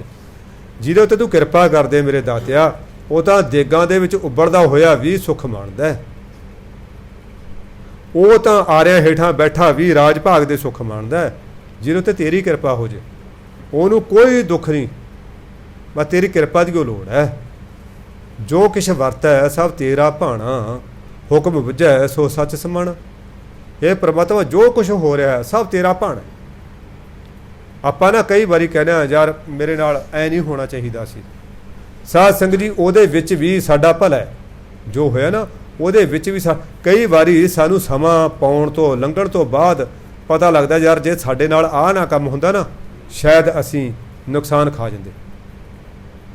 ਜੇ ਆਹ ਆਪਣਾ ਉਦੋਂ ਥੋੜ੍ਹਾ ਨੁਕਸਾਨ ਹੋਇਆ ਤੇ ਸਾਡਾ ਹੁਣ ਐਡਾ ਵੱਡਾ ਫਾਇਦਾ ਹੋ ਗਿਆ, ਐਡਾ ਵੱਡਾ ਫਾਇਦਾ ਹੋ ਗਿਆ। ਇੱਕ ਬੰਦਾ ਬਿਮਾਰ ਹੋ ਗਿਆ, ਉਹਦੀ ਆਤਮਿਕ ਅਵਸਥਾ ਬੜੀ ਉੱਚੀ ਸੀ, ਪੜ੍ਹਿਆ ਲਿਖਿਆ ਵੀ ਬਹੁਤ ਸੀ। ਉਹ ਪੂਰਾ ਜਿਹੜਾ ਹੈ ਗੋਡਿਆਂ ਤੱਕ ਦਾ ਚੋਲਾ ਕਸ਼ਹਿਰਾ ਤੇ ਜਿਹੜਾ ਹੈ 2.5 ਫੁੱਟੀ ਕਿਰਪਾਨ ਪਾ ਕੇ ਹੀ ਡਿਊਟੀ 'ਤੇ ਜਾਂਦਾ ਸੀ। ਹਾਲਾਂਕਿ ਉਹ ਇੰਜੀਨੀਅਰ ਸੀ, ਹੈ ਇੰਜੀਨੀਅਰ ਸੀ, ਪਰ ਉਹਦਾ ਪਹਿਰਾਵਾ ਇਹ ਸੀ, ਸਿਰ 'ਤੇ ਗੋਲ ਦੁਮਾਲਾ ਤੇ ਜਿਹੜੇ ਹੈ 2.5-3 ਫੁੱਟੀ ਕਿਰਪਾਨ ਤੇ ਮਤਲਬ ਗੋਡਿਆਂ ਤੱਕ ਦਾ ਕਸ਼ਹਿਰਾ, ਪੈਰਾਂ 'ਚ ਜੁੱਤੀ, ਤੇ ਉਹਨੇ ਜਾਣਾ ਡਿਊਟੀ। ਉਹਨੂੰ ਹੈ ਵੀ ਮੇਰੇ ਵਰਗਾ ਸੁੱਕਿਆ ਜਿਹਾ ਸੀ ਜਮੀ। ਉਹਨੂੰ ਟਾਈਫਾਇਡ ਹੋਇਆ, 2.5-3 ਮਹੀਨੇ ਮੰਜੇ 'ਤੇ ਪਿਆ ਰਿਹਾ। ਕੁਛ ਉਹਦੇ ਮਿੱਤਰ ਪਤਾ ਲੈਣ ਵਾਸਤੇ ਚਲੇ ਗਏ ਉਹਨਾਂ ਨੇ ਜਾ ਕੇ ਕਿਹਾ ਰਣਧੀਰ ਸਿਆਂ ਯਾਰ ਬੜਾ ਕਮਜ਼ੋਰ ਹੋ ਗਿਆ, ਮੰਜੇ ਤੇ ਪਿਆ ਦਿੰਦਾ ਨਹੀਂ ਸੀ, ਐਂ ਲੱਗਦਾ ਸੀ ਵੀ ਕੰਬਲ ਉੱਦਾਂ ਹੀ ਪਿਆ ਬੈੱਡ ਤੇ, ਪਤਾ ਨਹੀਂ ਲੱਗਦਾ ਸੀ, ਇੰਨਾ ਕਮਜ਼ੋਰ ਸੀ। ਕਹਿੰਦੇ ਰਣਧੀਰ ਸਿਆਂ ਬੜਾ ਕਮਜ਼ੋਰ ਆ, ਕਹਿੰਦੇ ਯਾਰ ਤੂੰ ਇੰਨਾ ਪਾਠ ਕਰਦਾ, ਕਹਿੰਦੇ ਰੱਬ ਨੇ ਤੇਰੇ ਨਾਲ ਬੜੀ ਮਾੜੀ ਕੀਤੀ। ਜਿਹੜੇ ਬੰਦੇ ਨੂੰ ਫੜ ਕੇ ਉਠਾਉਂਦੇ ਹੁੰਦੇ ਸੀ ਨਾ, ਇੰਨੀ ਗੱਲ ਸੁਣ ਕੇ ਵੀ ਰੱਬ ਦੀ ਨਿੰਦਿਆ ਸੁਣ ਕੇ ਵੀ ਰੱਬ ਨੇ ਮਾੜੀ ਕੀਤੀ, ਉਹ ਬੈਠਾ ਹੋ ਗਿਆ। ਉਹ ਕਹਿੰਦਾ ਗੱਲ ਸੁਣੋ ਓਏ, ਗੁੱਸੇ 'ਚ ਬੋਲਿਆ, ਕਹਿੰਦਾ ਕੀ ਮਾੜੀ ਕੀਤੀ ਰੱਬ ਨੇ ਮੇਰੇ ਨਾਲ। ਹੋ ਸਕਦਾ ਇਸ ਸਮੇਂ ਦੌਰਾਨ ਮੈਂ ਕੋਈ ਬਲਾਤਕਾਰ ਕਰਦਾ, ਕੋਈ ਠੱਗੀ ਕਰਦਾ, ਕੋਈ ਚੋਰੀ ਕਰਦਾ, ਕੋਈ ਡਾਕਾ ਮਾਰਦਾ, ਜਾਂ ਇਸ ਸਮੇਂ ਦੌਰਾਨ ਮੇਰੇ ਤੇ ਵੈਸੀ ਕਲੰਕ ਲੱਗ ਜਾਂਦਾ ਕੋਈ। ਹੁਣ ਉਸ ਨੇ ਬਿਠਾ ਕੇ ਮੈਨੂੰ ਆਪਣੇ ਗੋਦ 'ਚ ਬਿਠਾਇਆ ਹੋਇਆ, ਮੇਰੀ ਮਾਂ, ਮੇਰੀ ਭੈਣ, ਮੇਰਾ ਬਾਪ, ਤਿੰਨੇ ਸੇਵਾ 'ਤੇ ਲੱਗੇ ਹੋਏ ਨੇ, ਕਿਉਂਕਿ ਉਸ ਵੇਲੇ ਉਹ ਅਨਮੈਰਿਡ ਸੀ। ਕਹਿੰਦਾ ਇਹ ਮੇਰੇ ਸਾਰੇ ਸੇਵਾ 'ਤੇ ਲੱਗੇ ਹੋਏ ਨੇ, ਬਾਕੀ ਹੋਰ ਰਿਸ਼ਤੇਦਾਰ ਮੇਰੇ ਕੋਲ ਆਉਂਦੇ ਨੇ, ਕੋਈ ਫਲ ਲੈ ਕੇ ਆਉਂਦਾ ਮੇਰੇ ਲਈ, ਕੋਈ ਮਠਿਆਈਆਂ ਲੈ ਕੇ ਆਉਂਦਾ, ਕੋਈ ਕੁਛ ਲੈ ਕੇ ਆਉਂਦਾ। ਇਹ ਪਰਮਾਤਮਾ ਨੇ ਮੈਨੂੰ ਕਿਸੇ ਮੱਚਦੀ ਅੱਗ ਤੋਂ ਬਚਾਉਣ ਵਾਸਤੇ ਹੀ ਮੈਨੂੰ ਇਹ ਦੇਖੋ ਇਹ ਸੋਚ ਹੈ। ਜੇ ਸਾਡੇ ਵਰਗਾ ਹੁੰਦਾ ਅਸੀਂ ਉਹ ਲੈ ਜੀ ਮੈਂ ਤਾਂ ਐਵੇਂ ਪਾਠ ਕਰਦਾ ਸੀ ਜੀ, ਹੋ ਸਕਦਾ ਸ਼ਾਇਦ ਨਿਤਨੇਮ ਛੱਡ ਦਿੰਦੇ, ਹੋ ਸਕਦਾ ਨਿਤਨੇਮ ਛੱਡ ਦਿੰਦੇ। ਉਹ ਬੰਦੇ ਨੇ ਨਿਤਨੇਮ ਨਹੀਂ ਛੱਡਿਆ, ਦੇਖੋ ਐਨੇ ਵਿਪਤਾ 'ਚ ਵੀ, ਕਿਉਂਕਿ ਕਲਗੀਧਰ ਨੇ ਸਰਸਾ ਦੇ ਕਿਨਾਰੇ ਬੈਠ ਕੇ ਇਹ ਸਾਨੂੰ ਸਬਕ ਪੜ੍ਹਾਇਆ ਕਿ ਕਿੰਨੀ ਮਰਜ਼ੀ ਵਿਪਤਾ ਹੋਵੇ, ਚਾਹੇ ਉੱਤੇ ਮੀਂਹ ਪੈਂਦਾ ਹੋਵੇ, ਚਾਹੇ ਕੜਾਕੇ ਦੀ ਠੰਡ ਹੋਵੇ, ਚਾਹੇ ਪਿੱਛੇ ਦੁਸ਼ਮਣ ਚੜ੍ਹਿਆ ਹੋਵੇ, ਚਾਹੇ ਬਿਜਲੀ ਕੜਕਦੀ ਹੋਵੇ, ਤੁਸੀਂ ਨਿਤਨੇਮ ਹਰ ਹਾਲਤ ਦੇ ਵਿੱਚ ਕਰਨਾ ਹੀ ਕਰਨਾ, ਕਰਨਾ ਹੀ ਕਰਨਾ। ਨਿਤਨੇਮ ਤਾਂ ਗੁਰੂ ਦਾ ਹੁਕਮ ਹੈ, ਉਸ ਤੋਂ ਵੱਧ ਜਿੰਨੀ ਕੁ ਅਸੀਂ ਭਜਨ ਬੰਦਗੀ ਕਰ ਸਕਦੇ ਹਾਂ ਉਹ ਵੀ ਕਰਨੀ ਅਤੀ ਜ਼ਰੂਰੀ ਹੈ। ਉਹ ਕਹਿੰਦੇ ਜੋ ਕੁਛ ਹੋ ਰਿਹਾ ਹੈ ਸਾਡੇ ਨਾਲ ਚੰਗਾ ਹੋ ਰਿਹਾ, ਸਾਡੇ ਨਾਲ ਮਾੜਾ ਹੋ ਰਿਹਾ, ਪਰਮਾਤਮਾ ਜੀ ਸਭ ਤੇਰਾ ਭਾਣਾ ਹੈ। ਇੱਕ ਥਾਂ ਤੇ ਮਾਝ ਰਾਗ ਦੇ ਵਿੱਚ ਸਤਿਗੁਰੂ ਨੇ ਲਿਖਿਆ, ਨਾ ਕੋ ਮੂਰਖ ਨਾ ਕੋ ਸਿਆਣਾ, ਵਰਤਾ ਸਭ ਕੁਛ ਤੇਰਾ ਭਾਣਾ। ਜੇ ਸਾਡੀ ਬੁੱਧੀ ਮੰਦ ਹੈ, ਕੋਈ ਘੱਟ ਬੁੱਧੀ ਹੈ ਸਾਡੇ ਅੰਦਰ, ਇਹ ਵੀ ਹੋ ਸਕਦਾ ਸਾਡਾ ਬਹੁਤ ਵੱਡਾ ਫਾਇਦਾ ਹੋਵੇ। ਜੇ ਕਿਸੇ ਦਾ ਤਨ ਕਮਜ਼ੋਰ ਹੈ, ਹੋ ਸਕਦਾ ਇਹ 'ਚ ਵੀ ਬਹੁਤ ਵੱਡਾ ਫਾਇਦਾ ਹੋਵੇ। ਜੇ ਤਕੜਾ ਹੋਵੇ, ਹੋ ਸਕਦਾ ਕੋਈ ਕਤਲੇ ਕਰ ਬੈਠੇ ਜਾਂ ਕੋਈ ਐਸਾ ਉਪੱਦਰ ਕਰ ਬੈਠੇ ਜਿਹਦੇ ਕਰਕੇ ਉਹਦੀ ਸਾਰੀ ਉਮਰ ਜੇਲ੍ਹਾਂ 'ਚ ਸੜੇ। ਉਹਨੇ ਪਤਾ ਨਹੀਂ ਸਾਡੇ ਜੋ ਉਹਨੇ ਕੀਤਾ, ਸਾਧ ਸੰਗਤ ਜੀ ਕਹਿਣਾ ਯਾਦ ਰੱਖਣਾ, ਉਹ ਬੜਾ ਪਰਮ ਕਿਰਪਾਲੂ ਪਿਤਾ ਹੈ। ਜੋ ਉਹਨੇ ਕੀਤਾ ਉਹਨੇ ਸਭ ਸਾਡੇ ਲਾਭ ਲਈ ਕੀਤਾ, ਸਾਡੇ ਫਾਇਦੇ ਲਈ ਕੀਤਾ। ਉਹਨੇ ਸਾਡੇ ਨੁਕਸਾਨ ਲਈ ਕੁਛ ਵੀ ਨਹੀਂ ਕੀਤਾ। ਚਾਹੇ ਉਹਨੇ ਸਾਨੂੰ ਕਾਲਾ ਬਣਾਇਆ, ਚਾਹੇ ਉਹਨੇ ਸਾਨੂੰ ਮਧਰਾ ਬਣਾਇਆ, ਚਾਹੇ ਉਹਨੇ ਸਾਨੂੰ ਮੋਟਾ ਬਣਾਇਆ, ਪਤਲਾ ਬਣਾਇਆ, ਸਾਨੂੰ ਪੜ੍ਹਾਇਆ ਜਾਂ ਨਹੀਂ ਵੀ ਪੜ੍ਹਾਇਆ, ਕੋਈ ਨੌਕਰੀ ਦਿੱਤੀ ਆ ਤਾਂ ਵੀ, ਜੇ ਨਹੀਂ ਦਿੱਤੀ ਤਾਂ ਵੀ, ਉਹ ਸਾਡੇ ਫਾਇਦੇ ਲਈ ਉਹ ਹੈ। ਉਹ ਸਾਡੀ ਬੁੱਧੀ ਦੀ ਪਕੜ 'ਚ ਗੱਲ ਨਹੀਂ ਆਉਂਦੀ, ਉਹ ਗੱਲ ਜੁਦਾ। ਕਹਿੰਦੇ ਪਰਮਾਤਮਾ ਜੋ ਕੁਛ ਹੋ ਰਿਹਾ ਸਭ ਤੇਰਾ ਹੀ ਭਾਣਾ ਹੋ ਰਿਹਾ ਹੈ। ਹਾਂ, ਹੁਕਮ ਬੁੱਝਾ ਸੋ ਸੱਚ ਸਮਾਣਾ। ਜਿਹੜਾ ਇਹ ਤੇਰੇ ਹੁਕਮ ਨੂੰ ਬੁੱਝ ਲੈਂਦਾ ਹੈ, ਇਸ ਗੱਲ ਨੂੰ ਸਮਝ ਲੈਂਦਾ ਹੈ, ਐ ਸਮਝ ਲਓ ਵੀ ਉਹ ਸੱਚ ਪਰਮਾਤਮਾ ਦੇ ਵਿੱਚ ਸਮਾ ਜਾਂਦਾ ਹੈ। ਉਹ ਪਰਮਾਤਮਾ ਦੇ ਵਿੱਚ ਉਹਦਾ ਭੇਦ ਹੋਏ, ਉਹਦਾ ਬਿਲਕੁਲ ਉਹਦੇ ਵਿੱਚ ਅਭੇਦ ਹੋ ਜਾਂਦਾ। ਸਾਧ ਸੰਗਤ ਜੀ ਸਾਡੀ ਪਰਮਾਤਮਾ ਨਾਲ ਵਿੱਥ ਇਸ ਕਰਕੇ ਬਣੀ ਹੋਈ ਆ, ਅਸੀਂ ਨਾ ਉਹਦੀ ਹਰੇਕ ਗੱਲ ਤੇ ਸ਼ੱਕ ਕਰਦੇ ਹਾਂ। ਹਰੇਕ ਗੱਲ ਤੇ ਲੈ ਰੱਬਾ ਐਂ ਕਿਉਂ ਕਰਨਾ ਸੀ, ਬੜਾ ਬੱਦਲ ਹੋ ਜਾਣ ਨਾ। ਮੈਂ ਦੇਖਿਆ ਬੀਬੀਆਂ, ਲੈ ਮਹਾਰਾਜ ਤਾਂ ਮੈਂ ਕੱਪੜੇ ਧੋਤੇ ਸੀ, ਮੈਂ ਕਣਕ ਧੋ ਕੇ ਕੋਠੇ 'ਤੇ ਸੁੱਕਣੀ ਪਾਈ ਸੀ, ਆਹ ਤੁਸੀਂ ਬੱਦਲ ਕਰ ਲਏ, ਕਿਵੇਂ ਸੁੱਕੂਗੀ? ਕਿਉਂਕਿ ਇੱਕ ਤਾਂ ਇਹ ਪੀਣਾ ਹੀ ਉਦੋਂ ਕਰਦੀਆਂ ਨੇ ਜਦੋਂ ਨਾ ਢੋਲੀ 'ਚੋਂ ਆਟਾ ਮੁੱਕਿਆ ਹੁੰਦਾ। 4 ਦਿਨ ਪਹਿਲਾਂ ਤਾਂ ਕਰਦੀਆਂ ਨੇ ਵੀ ਅਜੇ 2 ਪਿਆ ਵੀ ਹਫ਼ਤੇ ਦਾ ਆਟਾ, ਵੀ ਪਹਿਲੀ ਪੀਣਾ ਪੂਣਾ ਕਰਕੇ ਰੱਖ ਲਈਏ, ਤਿਆਰੀ ਕਰ ਲਈਏ। ਫਿਰ ਉਦੋਂ ਜਦੋਂ ਮਾੜਾ ਮੋਟਾ ਬੱਦਲਬਾਈ ਹੋ ਜਾਏ, ਕੁਛ ਹੋਰ ਹੋ ਜਾਏ, ਫਿਰ ਰੱਬ ਨੂੰ ਲਾਂਭੇ ਤੇ ਲਾਂਭਾ।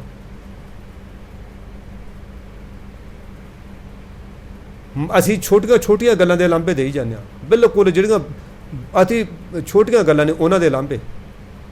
ਪਰ ਦੇਖੋ ਪੰਚਮ ਪਾਤਸ਼ਾਹ ਕੀ ਕਹਿੰਦੇ ਨੇ, ਉਹ ਲਹਾਣੋ ਮੈਂ ਕਾਹੂ ਨਾ ਦਿਓ, ਮਨ ਮੀਠ ਤੋਂ ਹਾਰੋ ਕੀਓ। ਕਹਿੰਦੇ ਮੈਂ ਲਾਂਭਾ ਦਿੱਤੇ ਹੀ ਨਹੀਂ ਕਿਸੇ। ਐਡੀ ਵੱਡੀ ਬਿਪਤਾ, ਭਾਬੀ ਐਨੀ ਕੁਰਖਤ ਜ਼ੁਬਾਨ ਦੀ ਹੈ, ਸਾਰਾ ਦਿਨ ਮਿਹਣੇ ਮਾਰਦੀ ਹੈ। ਭਰਾ ਐਡਾ ਭੈੜ ਚੰਦਰੇ ਸੁਭਾਅ ਦਾ, ਉਹ ਨੁਕਸਾਨ ਪਹੁੰਚਾਉਣ ਦੀਆਂ ਤਜਵੀਜ਼ਾਂ ਸੋਚਦਾ ਰਹਿੰਦਾ। ਕਿਤੇ ਸਰਕਾਰੀ ਦਰਬਾਰੇ ਜਾਂਦਾ, ਕਿਤੇ ਨੌਕਰਾਂ ਨੂੰ ਗੰਢ ਕੇ ਜ਼ਹਿਰਾਂ ਦਵਾਉਂਦਾ, ਬੱਚਿਆਂ ਨੂੰ ਕੁਛ ਕਰਦਾ, ਪਰ ਫਿਰ ਵੀ ਉਹ ਲਾਂਭਾ ਨਹੀਂ ਦਿੱਤਾ। ਜੇ ਕਿਤੇ ਸਾਡੇ ਵਰਗੇ ਦਾ ਹੁੰਦਾ, ਮੈਂ ਸੋਚਿਆ ਮਹਾਂ ਅਸੀਂ ਤਾਂ ਰੱਬ ਨੂੰ ਵੀ ਮਹਾਰਾਜ ਇਹੋ ਜਿਹਾ ਭਾਈ ਤੂੰ ਕਿੱਥੋਂ ਦਿੱਤਾ, ਮੈਂ ਤੇਰੀ ਭਗਤੀ ਕਿਵੇਂ ਕਰਾਂ, ਤੂੰ ਤਾਂ ਕਿਹੋ ਜਿਹਾ ਚੰਦਰਾ ਭਰਾ ਦਿੱਤਾ ਮੈਨੂੰ। ਆ ਕਹੀ ਜੀ ਭੈੜੀ ਭਰਜਾਈ ਦਿੱਤੀ ਹੈ, ਮੈਂ ਤੇਰੀ ਭਗਤੀ ਕਿਵੇਂ ਕਰਾਂ। ਹੋ ਸਕਦਾ ਸਾਡੇ ਵਰਗੇ ਗੁਟਕਾ ਨਾ ਇੱਕ ਵਾਰੀ ਬੰਨ੍ਹ ਕੇ ਰਮਾਲ 'ਚ ਮੁੜ ਕੇ ਚੱਕਦੀ ਨਾ, ਮੈਥੋਂ ਨਹੀਂ ਤੇਰੀ ਭਗਤੀ ਹੁੰਦੀ ਇਹੋ ਜਿਹੇ ਮਾਹੌਲ 'ਚ।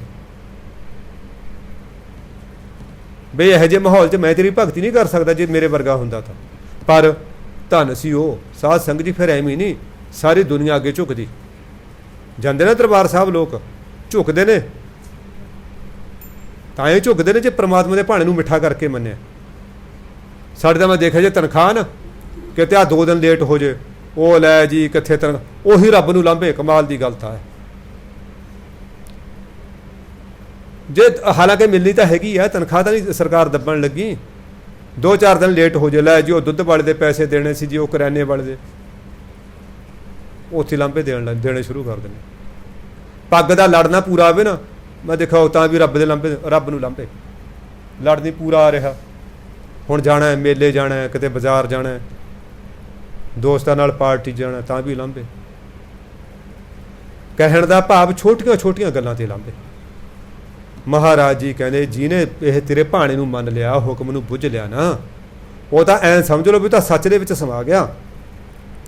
ਕਰ ਕਿਰਪਾ ਦੀਜਾ ਪ੍ਰਵਧਾਨ, ਨਾਨਕ ਸਿਮਰੈ ਨਾਮ ਨਿਧਾਨ। ਹੇ ਪਰਮਾਤਮਾ ਜੀ ਮੇਰੇ ਤੇ ਕਿਰਪਾ ਕਰੋ, ਮੈਨੂੰ ਦਾਨ ਦਿਓ।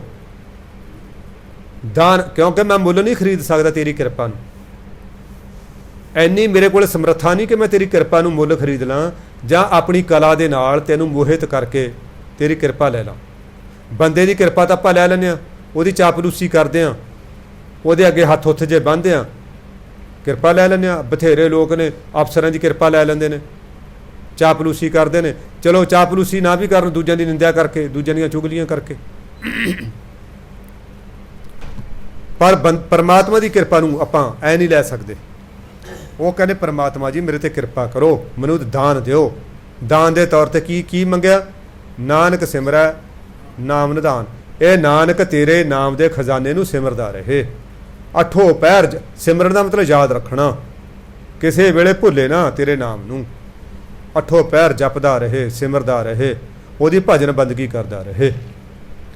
ਗੌੜੀ ਮਹਿਲਾ 5ਵਾਂ। ਗੌੜੀ ਰਾਗ ਦੇ ਰਾਹੀਂ ਪੰਚਮ ਗੁਰਦੇਵ। ਧੰਨ ਧੰਨ ਸ਼੍ਰੀ ਗੁਰੂ ਰਾਮਦਾਸ ਮਹਾਰਾਜ ਦੇ ਲਾਡਲੇ ਫਰਜ਼ੰਦ। ਧੰਨ ਧੰਨ ਸ਼੍ਰੀ ਗੁਰੂ ਅਮਰਦਾਸ ਮਹਾਰਾਜ ਜੀ ਦੇ ਅਤੀ ਪਿਆਰੇ ਦੋਤਰੇ, ਮਾਤਾ ਗੰਗਾ ਜੀ ਦੇ ਸਿਰ ਦੇ ਸਾਈਂ, ਨਿਮਰਤਾ ਦੇ ਮਹਾਸਾਗਰ, ਸੇਵਾ ਦੇ ਪੁੰਜ, ਮਠਿਆਸ ਦੇ ਮਹਾਗੰਜ। ਜੇ ਮਠਿਆਸ ਦੀ ਉਦਾਹਰਨ ਦੇਣੀ ਹੋਵੇ ਨਾ ਤਾਂ ਗੁਰੂ ਅਰਜਨ ਦੇਵ ਮਹਾਰਾਜ ਤੋਂ ਵੱਧ ਮਿੱਠਾ ਕੋਈ ਨਹੀਂ। ਇੰਨੀ ਮਠਿਆਸ ਉਹਨਾਂ ਦੀ ਰਸਨਾ 'ਚ ਜਦੋਂ ਬਾਣੀ ਪੜ੍ਹਦੇ ਹਾਂ, ਕਿਤੇ ਕਿਤੇ ਮਨ ਇਕਾਗਰ ਹੁੰਦਾ, ਫਿਰ ਪਤਾ ਲੱਗਦਾ ਦਾਤਿਆ ਤੂੰ ਇੰਨਾ ਮਿੱਠਾ। ਦੇਖੋ ਗੁਰਬਾਣੀ 'ਚ ਅਤੇ ਸਾਰੀ ਉਹਨਾਂ ਨੇ ਸੰਪਾਦਨ ਕੀਤੀ ਹੈ। ਭਗਤਾਂ ਨੂੰ ਐ ਨਹੀਂ ਲਿਖਿਆ ਵੀ ਹਾਂ ਰਵਿਦਾਸ ਦੀ ਬਾਣੀ, ਨਹੀਂ, ਭਗਤ ਰਵਿਦਾਸ ਜੀਓ ਕੀ ਬਾਣੀ। ਇੰਨੀ ਮਠਿਆਸ। ਹਾਲਾਂਕਿ ਦੇਖੋ ਇਹਨਾਂ ਲੋਕਾਂ ਨੂੰ, ਇਹ ਵੱਡੀਆਂ ਜਾਤਾਂ ਵਾਲੇ ਨਾ ਆਪਣੇ ਆਪ ਨੂੰ ਵੱਡੇ ਸਮਝਦੇ ਸੀ। ਇਹਨਾਂ ਨੂੰ ਸ਼ੂਦਰ ਕਹਿ ਕੇ, ਇਹ ਪੰਡਿਆ ਮੋਕੋ ਢੇੜ ਕਹਿਤ ਹੈ, ਆਪ ਉਹਨਾਂ ਨੇ ਮੰਨਿਆ ਇਹ ਪੰਡਿਆ ਮੋਕੋ ਢੇੜ ਕਹਿਤ ਹੈ। ਪਰ ਸਤਿਗੁਰੂ ਨੇ ਕਿਵੇਂ ਸਤਿਕਾਰ ਦਿੱਤਾ? ਬਾਣੀ ਭਗਤ ਬਾਬਾ ਨਾਮਦੇਵ ਜੀ ਕੀ, ਬਾਣੀ ਭਗਤ ਕਬੀਰ ਜੀਓ ਕੀ। ਇੰਨੀ ਮਠਿਆਸ। ਜੇ ਕਿਤੇ ਉਪਦੇਸ਼ ਵੀ ਦਿੰਦੇ ਨੇ ਆਪਣੇ ਸਿੱਖਾਂ ਨੂੰ, ਕਹਿੰਦੇ ਨੇ ਸੰਤੋ ਸਿੱਖੋ, ਗੁਰਸਿੱਖੋ। ਹੁਣ ਸਤਿਗੁਰੂ ਕਹਿੰਦੇ ਨੇ, ਇੰਨੇ ਮਿੱਠੇ ਸਤਿਗੁਰੂ ਆਪਾਂ ਨੂੰ ਉਪਦੇਸ਼ ਦੇ ਰਹੇ ਨੇ। ਆਪਾਂ ਤਾਂ ਵੱਡੇ ਭਾਗਾਂ ਵਾਲਿਆਂ ਸਾਧ ਸੰਗਤ ਜੀ, ਜਿਨ੍ਹਾਂ ਨੂੰ ਐਡੀ ਉੱਚੀ ਕੁਲ ਮਿਲੀ ਆ। ਤਾਕਾ ਦਰਸ ਪਾਈਆ ਵਡ ਭਾਗੀ, ਜਾ ਕੀ ਰਾਮ ਨਾਮ ਲਿਵ ਲਾਗੀ। ਕਹਿੰਦੇ ਜਿਹੜੇ ਬੰਦੇ ਦੀ ਰਾਮ ਦੇ ਨਾਮ ਨਾਲ ਲਿਵ ਜੁੜ ਗਈ ਨਾ, ਕਹਿੰਦੇ ਉਹਦਾ ਦਰਸ਼ ਤਾਂ ਵੱਡੇ ਭਾਗਾਂ ਨਾਲ ਪ੍ਰਾਪਤ ਹੁੰਦਾ। ਵੱਡੇ ਭਾਗਾਂ ਨਾਲ। ਸਾਧ ਸੰਗਤ ਜੀ ਹੁਣ ਸਾਧੂ ਸੰਤਾਂ ਦੇ ਦਰਸ਼ਨ ਵੀ ਥੋੜ੍ਹਾ ਹੁੰਦੇ ਨੇ, ਨਹੀਂ ਤਾਂ ਕਈ ਵਾਰੀ ਪਖੰਡੀ ਮਿਲ ਜਾਂਦਾ। ਦੇਖੋ ਬਾਬਾ ਫਰੀਦ ਜੀ ਨੇ ਲਿਖਿਆ ਹੀ ਹੈ ਨਾ, ਮੈਂ ਜਾਣਿਆ ਵਡ ਹੰਸ ਹੈ ਤਾਂ ਮੈਂ ਕੀਆ ਸੰਗ, ਜੇ ਜਾਣਾ ਬਗ ਬੱਪੜਾ ਤਾਂ ਜਨਮ ਨਾ ਭੇੜੀ ਅੰਗ। ਜਾਂ ਇੱਕ ਥਾਂ 'ਤੇ ਲਿਖਿਆ ਜਨਮ ਨਾ ਦੇਂਦੀ ਅੰਗ। ਮੈਂ ਕਹਿੰਦਾ ਜੇ ਮੈਨੂੰ ਇਹ ਪਤਾ ਹੁੰਦਾ ਨਾ ਵੀ ਬਗਲਾ ਪਖੰਡੀ ਹੈ, ਮੈਂ ਤਾਂ ਨੇੜੇ ਵੀ ਨਾ ਲੱਗਦੀ, ਪਰ ਮੈਂ ਤਾਂ ਵਡਹੰਸ ਸਮਝ ਕੇ ਇਹਦੇ ਨੇੜੇ ਲੱਗੀ ਸੀ। ਕਈ ਵਾਰੀ ਅਸੀਂ ਵੀ ਧੋਖੇ 'ਚ ਆ ਜਾਂਦੇ ਹਾਂ, ਕਿਸੇ ਦਾ ਲੰਬਾ ਉੱਚਾ ਚੋਲਾ ਦੇਖ ਕੇ, ਕਿਸੇ ਦਾ ਪਹਿਰਾਵਾ ਦੇਖ ਕੇ ਕਈ ਵਾਰੀ ਅਸੀਂ ਵੀ ਧੋਖੇ 'ਚ ਆ ਜਾਂਦੇ ਹਾਂ। ਪਰ ਪੂਰਨ ਮਹਾਤਮਾ ਦੇ, ਕਿਸੇ ਪੂਰਨ ਸੰਤ ਦੇ, ਕਿਸੇ ਪੂਰਨ ਗੁਰੂ ਦੇ ਦਰਸ਼ਨ ਕਿਸੇ ਵੱਡੇ ਭਾਗਾਂ ਨਾਲ ਹੁੰਦੇ ਨੇ। ਸਾਧ ਸੰਗਤ ਜੀ, ਮੈਂ ਦੇਖਿਆ ਕਈ ਵਾਰੀ ਨਾ ਆਪਣੇ ਘਰ ਦੇ ਕੋਲ ਦੀਵਾਨ ਲੱਗੇ ਹੁੰਦੇ ਨੇ, ਕੋਈ ਕਥਾ ਸਮਾਗਮ ਹੁੰਦਾ, ਕੀਰਤਨ ਸਮਾਗਮ ਹੁੰਦਾ, ਅਸੀਂ ਉੱਥੇ ਜਾ ਹੀ ਨਹੀਂ ਪਾਉਂਦੇ। ਕਈ ਵਾਰੀ ਸਾਡੀ ਸਿਹਤ ਠੀਕ ਨਹੀਂ ਹੁੰਦੀ, ਬੈਠ ਨਹੀਂ ਸਕਦੇ, ਕਈ ਵਾਰੀ ਸਾਨੂੰ ਸੱਟ ਫੇਟ ਲੱਗੀ ਹੁੰਦੀ ਹੈ, ਕਈ ਵਾਰੀ ਕੋਈ ਘਰ ਦਾ ਐਸਾ ਮਾਹੌਲ ਛਿੜਿਆ ਹੁੰਦਾ, ਅਸੀਂ ਜਾ ਨਹੀਂ ਸਕਦੇ। ਜਦੋਂ ਵੱਡੇ ਭਾਗ ਹੁੰਦੇ ਨੇ ਉਦੋਂ ਹੀ ਦਦਾਰੇ ਹੁੰਦੇ ਨੇ, ਉਦੋਂ ਹੀ ਦਦਾਰੇ ਹੁੰਦੇ ਨੇ। ਮਹਾਰਾਜ ਜੀ ਕਹਿੰਦੇ ਜਾ ਕੇ ਹਰ ਵਸਿਆ ਮਨ ਮਾਹੀ, ਤਾ ਕਾ ਦੁੱਖ ਸੁਪਨੇ ਪੀ ਨਾਹੀਂ। ਵਾਹ, ਕਿਆ ਕਮਾਲ ਦੀ ਗੱਲ ਕਹੀ।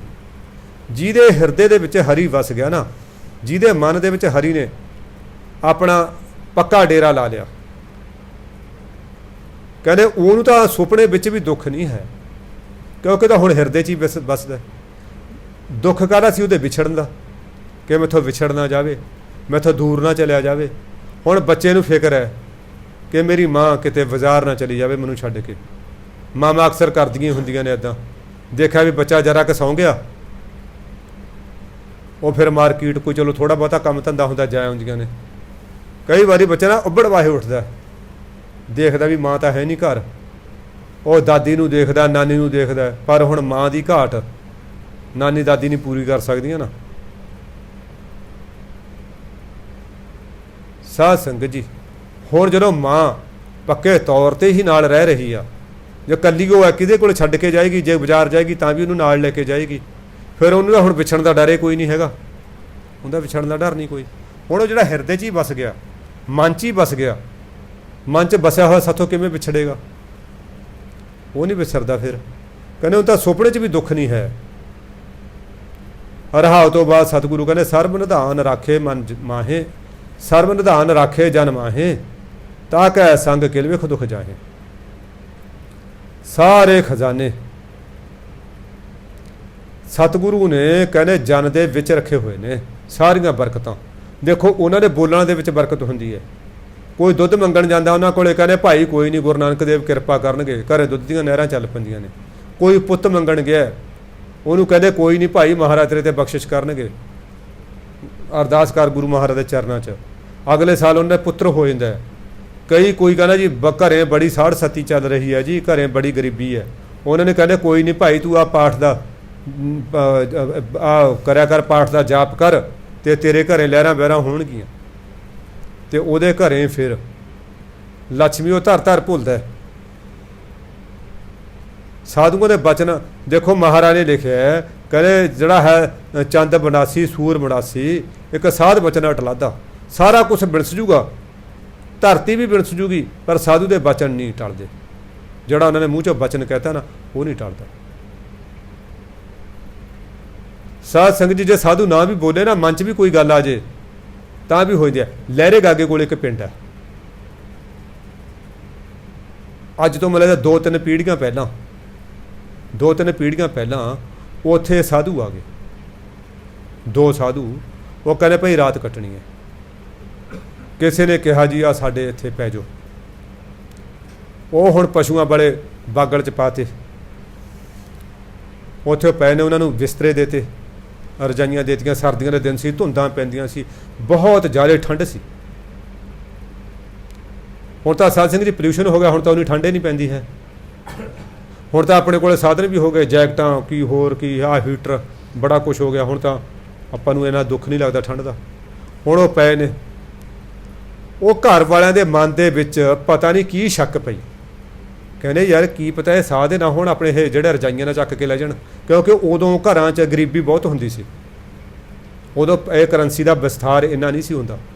ਮੈਨੂੰ ਆਪ ਪਤਾ ਹੈ, ਪਿੰਡਾਂ ਦੇ ਵਿੱਚ ਸਬਜ਼ੀਆਂ ਲੈਂਦੀਆਂ ਹੁੰਦੀਆਂ ਸੀ ਬੀਬੀਆਂ, ਉਹ ਦਾਣਿਆਂ ਵੱਟੇ, ਕਿਉਂਕਿ ਘਰੇ ਰੁਪਈਆ ਪੈਸਾ ਹੁੰਦੇ ਨਹੀਂ ਸੀ। ਜੇ ਕੋਈ ਗਾਂ ਲਿਆਉਣੀ ਹੈ ਤਾਂ ਜੀ ਆ 3-4 ਬੱਕਰੀਆਂ ਲੈ ਲਓ, ਸਾਨੂੰ ਗਾਂ ਦੇ ਦਿਓ। ਹਾਂ ਜੀ, ਆਹ ਗਾਂ ਦੇ ਦਿਓ ਅਤੇ ਇਹਦੇ ਬਦਲੇ ਇੰਨੇ ਮਣ ਛੋਲੇ ਲੈ ਲਓ, ਇੰਨੇ ਮਣ ਕਣਕ ਲੈ ਲਓ। ਇੱਦਾਂ ਦਾ ਵੀ ਹੁੰਦਾ ਸੀ, ਰੁਪਈਆ ਪੈਸੇ ਵੱਟੇ ਨਹੀਂ ਹੁੰਦਾ ਸੀ। ਹੁਣ ਉਹਨਾਂ ਨੂੰ ਇਹ ਲੱਗਿਆ ਕਿ ਜੀ ਇਹ ਨਾ ਹੋਵੇ ਕਿਤੇ ਸਾਧ ਸਾਡੇ ਇਹ ਰਜਾਈਆਂ ਬਿਸਤਰੇ ਨਾਲ ਚੱਕ ਕੇ ਲੈ ਜਾਣ। ਉਹਨਾਂ ਦੇ ਦਿਮਾਗ 'ਚ ਪਤਾ ਨਹੀਂ ਕੀ ਆ। ਉੱਧਰੋਂ ਠੰਡ ਪੈ ਰਹੀ ਕੜਾਕੇ ਦੀ, ਰਾਤ ਨੂੰ 10 ਕੁ ਵਜੇ ਉਹ ਰਜਾਈਆਂ ਲਾ ਕੇ ਲੈ ਉਹ ਪਰਿਵਾਰ ਲਾ ਲਿਆ। ਸਾਧ ਸੰਗਤ ਜੋ ਸਾਰੀ ਰਾਤ ਕੰਬਦੇ ਰਹੇ, ਸਾਧ ਠੰਡ ਵੀ ਉਹ ਕੰਬਦੇ ਰਹੇ, ਉਹ ਕੁਛ ਨਹੀਂ ਬੋਲੇ। ਦਿਨ ਚੜ੍ਹਿਆ ਤੇ ਉਹ ਚਲੋ ਉੱਠ ਕੇ ਚਲੇ ਗਏ। ਸਾਧ ਸੰਗਤ ਜੀ ਹੁਣ ਕੀ ਆ, ਉਹ ਪਰਿਵਾਰ ਉਹਨਾਂ ਦੇ ਜਦੋਂ ਘਰੇ ਕੋਈ ਬੱਚਾ ਪੈਦਾ ਹੁੰਦਾ, ਉਹ ਜਦੋਂ ਲੰਘ ਜਾਂਦਾ ਨਾ 30 ਸਾਲ ਤੋਂ ਬਾਅਦ, ਉਹ ਸਾਰੇ ਐਂ ਕੰਬਦੇ ਨੇ। ਕਈ ਤਾਂ ਐਂ ਕੰਬਦੇ ਨੇ ਪੂਰੇ, ਮੈਂ ਆਪ ਕੰਬਦੇ ਦੇਖੇ ਨੇ। ਕਿਉਂਕਿ ਉਸ ਪਰਿਵਾਰ ਦੀ ਕੋਈ ਲੇਡੀ ਇੱਥੇ ਸਾਡੇ ਵਿਆਹੀ ਹੋਈ ਸੀ ਪਿੰਡ ਦੇ ਗੁਆਂਢ 'ਚ, ਤਾਂ ਅੱਗੇ ਜਿਹੜੀਆਂ ਉਹਦੀਆਂ ਕੁੜੀਆਂ ਨੇ ਉਹ ਵੀ ਕੰਬਦੀਆਂ ਨੇ, ਜਿਹੜੇ ਅੱਗੇ ਉਹਦੇ ਦੋਤੇ ਨੇ ਉਹ ਅੱਗੇ ਜਿਹੜੀਆਂ ਅੱਗੇ ਪੀੜ੍ਹੀਆਂ ਵਧੀਆਂ ਜਾਂਦੀਆਂ ਨੇ, ਜਿਹੜੇ ਉੱਥੇ ਉਹਨਾਂ ਦੇ ਪੋਤਰਿਆਂ ਦੀ ਔਲਾਦ ਹੈ ਉਹਦਾ ਕੰਬਣੀਆਂ ਹੀ ਕੰਬਣੀਆਂ। ਸਾਧੂ ਨਾ ਵੀ ਬੋਲਣ ਨਾ, ਜੇ ਸਾਧੂ ਬੋਲ ਦੇਣ, ਨਿਹਾਲ ਕਹਿ ਦੇਣ, ਕੋਈ ਤਥਾਸਤੂ ਕਹਿ ਦੇਣ, ਉਹਦਾ ਬੇੜੇ ਪਾਰ ਪਾਰ ਨੇ। ਜੇ ਨਾ ਬੋਲਣ, ਜੇ ਚੰਗਾ ਬੋਲਤਾ ਤਾਂ ਬੇੜੇ ਪਾਰ ਨੇ, ਜੇ ਕਿਤੇ ਮਾੜਾ ਬੋਲਤਾ ਤਾਂ ਤਰਦੇ ਹੋਏ ਬੇੜੇ ਵੀ ਡੁੱਬ ਜਾਂਦੇ। ਹੁਣ ਮਹਾਰਾਜ ਕਹਿੰਦੇ ਸਰਬ ਨਿਧਾਨ, ਸਾਰੇ ਖਜ਼ਾਨੇ ਪਰਮਾਤਮਾ ਨੇ ਸਾਧੂਆਂ ਦੇ ਵਿੱਚ ਰੱਖਤੇ, ਦਾਸਾਂ ਦੇ ਵਿੱਚ ਰੱਖਤੇ। ਤਾਂ ਕਹਿ ਸੰਗ ਕਿਲ ਵਿਖ ਦੁੱਖ ਜਾਹੇ, ਇਹੋ ਜਿਹੇ ਸਾਧੂਆਂ ਦੇ ਸੰਗ ਸਾਰੇ ਪਾਪ ਖਤਮ ਹੋ ਜਾਂਦੇ ਨੇ। ਦੁੱਖ ਪਾਪਾਂ ਕਾਰਨ ਜਿਹੜੇ ਦੁੱਖ ਸਾਡੇ ਸਰੀਰ ਨੂੰ ਲੱਗੇ ਹੋਏ ਨੇ, ਸਾਡੇ ਮਨ ਨੂੰ ਲੱਗੇ ਹੋਏ ਨੇ, ਉਹ ਦੁੱਖ ਵੀ ਸੜ ਜਾਂਦੇ ਨੇ। ਜਿਵੇਂ ਅੱਗ ਦੇ ਕੋਲ ਜਾਈਏ ਆਪਾਂ ਸਰਦੀਆਂ 'ਚ, ਆਪਾਂ ਨੂੰ ਠੰਡ ਦਾ ਦੁੱਖ ਖਤਮ ਹੋ ਜਾਂਦਾ ਨਾਲ ਦੀ ਨਾਲ। ਹੁਣ ਗਰਮੀ ਆਪਾਂ ਏਸੀ ਵਾਲੇ ਕਮਰੇ 'ਚ ਜਾ ਵੜ ਗਏ, ਗਰਮੀ ਦਾ ਦੁੱਖ ਨਾਲ ਦੀ ਨਾਲ ਖਤਮ ਹੋ ਜਾਂਦਾ ਨਾ। ਹੁਣ ਆਪਾਂ ਬੈਠੇ ਏਸੀ 'ਚ, ਆਪਾਂ ਨੂੰ ਗਰਮੀ ਦਾ ਦੁੱਖ ਹੀ ਨਹੀਂ ਹੈਗਾ। ਸਾਧੂ ਦੇ ਚਰਨਾਂ 'ਚ ਜਾ ਕੇ, ਸਾਧੂ ਦੀ ਸ਼ਰਨ 'ਚ ਜਾ ਕੇ ਸਾਰੇ ਪਾਪ ਅਤੇ ਪਾਪਾਂ ਦੇ ਕਾਰਨ ਲੱਗੇ ਹੋਏ ਦੁੱਖ ਸਾਰੇ ਚਲੇ ਜਾਂਦੇ ਨੇ। ਜਨ ਕੀ ਮਹਿਮਾ ਕਥੀ ਨਾ ਜਾਏ, ਪਾਰ ਬ੍ਰਹਮ ਜਨ ਰਹਿਆ ਸਮਾਏ। ਸਾਧ ਸੰਗਤ ਜੀ ਕਹਿੰਦੇ ਉਹਦੇ ਦਾਸਾਂ ਦੀ, ਉਹਦੇ ਸਾਧੂਆਂ ਦੀ ਮਹਿਮਾ ਕਹੀ ਨਹੀਂ ਜਾਂਦੀ। ਆਪਾਂ ਸੁਖਮਨੀ ਸਾਹਿਬ ਜੀ ਵੀ ਪੜ੍ਹਦੇ ਨਾ, ਸਾਧ ਕੀ ਮਹਿਮਾ ਵੇਦ ਨਾ ਜਾਣ। ਵੇਦ ਵੀ ਨਹੀਂ ਜਾਣਦੇ, ਧਾਰਨਾ ਲਾਉਂਦੇ ਹੁੰਦੇ ਸੀ ਮਹਾਂਪੁਰਖ, ਇਹ ਨਾ ਬਰਮਾ, ਨਾ ਸ਼ਿਵ ਜੀ, ਨਾ ਵਿਸ਼ਨੂੰ ਜੀ, ਇਹ ਸਾਧੂਆਂ ਦੀ ਮਹਿਮਾ ਨਹੀਂ ਜਾਣ ਸਕਦੇ। ਕਿਉਂਕਿ ਸਾਧੂਆਂ ਦੀ ਅਵਸਥਾ ਇਹ ਦੇਵਤਿਆਂ ਤੋਂ ਕਿਤੇ ਉੱਪਰ ਹੁੰਦੀ ਹੈ। ਸਾਧ ਸੰਗਤ ਜੀ, ਸਾਧੂਆਂ ਦੀ ਅਵਸਥਾ ਦੇਵਤਿਆਂ ਤੋਂ ਕਿਤੇ ਉੱਪਰ ਹੁੰਦੀ ਹੈ। ਸਾਧੂ ਤਾਂ ਪਰਮਾਤਮਾ ਦੇ, ਮਹਾਰਾਜ ਕੀ ਕਹਿੰਦੇ ਨੇ, ਸੰਤ ਅਨੰਤ ਹੈ ਅੰਤਰ ਨਾਹੀ।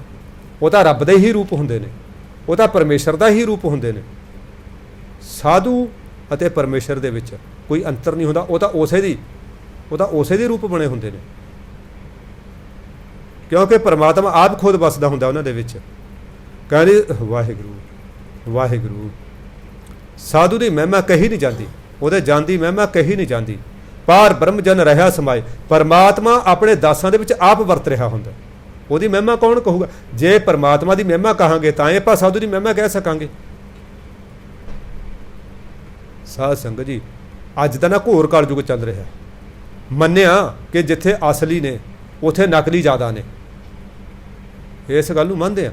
ਪਰ ਜੇ ਆਪਾਂ ਇਹ ਕਹੀਏ ਵੀ ਅਸਲੀ ਖਤਮ ਹੋ ਗਏ, ਅਸਲੀਆਂ ਦਾ ਇੱਥੇ ਹੁਣ ਕੋਈ ਨਹੀਂ ਨਿਵਾਸ, ਇਹ ਗੱਲ ਬਿਲਕੁਲ ਝੂਠੀ ਹੈ। ਹੈਗੇ ਨੇ ਪਰ ਕੌਣ? ਹੈਣ ਵਿਰਲੇ ਨਾਹੀ ਘਨੇਰੇ, ਫੈਲ ਫੱਕੜ ਸੰਸਾਰ। ਤੇ ਗੁਰੂ ਨਾਨਕ ਦੇ ਮਹਾਰਾਜ ਨੇ ਵੀ ਇਹ ਗੱਲ ਮੰਨੀ ਹੈ ਵੀ ਹੈਣ ਵਿਰਲੇ ਨਾਹੀ ਘਣੇ, ਫੈਲ ਫੱਕੜ ਸੰਸਾਰ। ਹੈਗੇ ਨੇ ਪਰ ਹੈਗੇ ਵਿਰਲੇ ਵਿਰਲੇ, ਕਿਤੇ ਕਿਤੇ। ਜਿਵੇਂ ਕਿਸੇ ਕਿਸੇ ਜੰਗਲ ਦੇ ਵਿੱਚ ਕਿਤੇ ਸ਼ੇਰ ਹੁੰਦਾ, ਕਿਸੇ ਕਿਸੇ ਜੰਗਲ ਦੇ ਵਿੱਚ ਚੰਦਨ ਦਾ ਬੂਟਾ ਹੁੰਦਾ, ਨਹੀਂ ਇਹ ਅਰਿੰਡ ਸ਼ਸ਼ਰੇ ਤਾਂ ਬਥੇਰੇ ਹੁੰਦੇ ਨੇ। ਕਿਸੇ ਕਿਸੇ ਹਾਥੀ ਦੇ ਮੱਥੇ 'ਚ ਮੋਤੀ ਹੁੰਦਾ, ਕਿਸੇ ਕਿਸੇ ਸਿੱਪੀ ਦੇ ਵਿੱਚ ਮੋਤੀ ਹੁੰਦਾ, ਕਿਸੇ ਕਿਸੇ ਗੁਲਾਬ ਦੇ ਵਿੱਚ ਮਕਰੰਦ ਹੁੰਦਾ।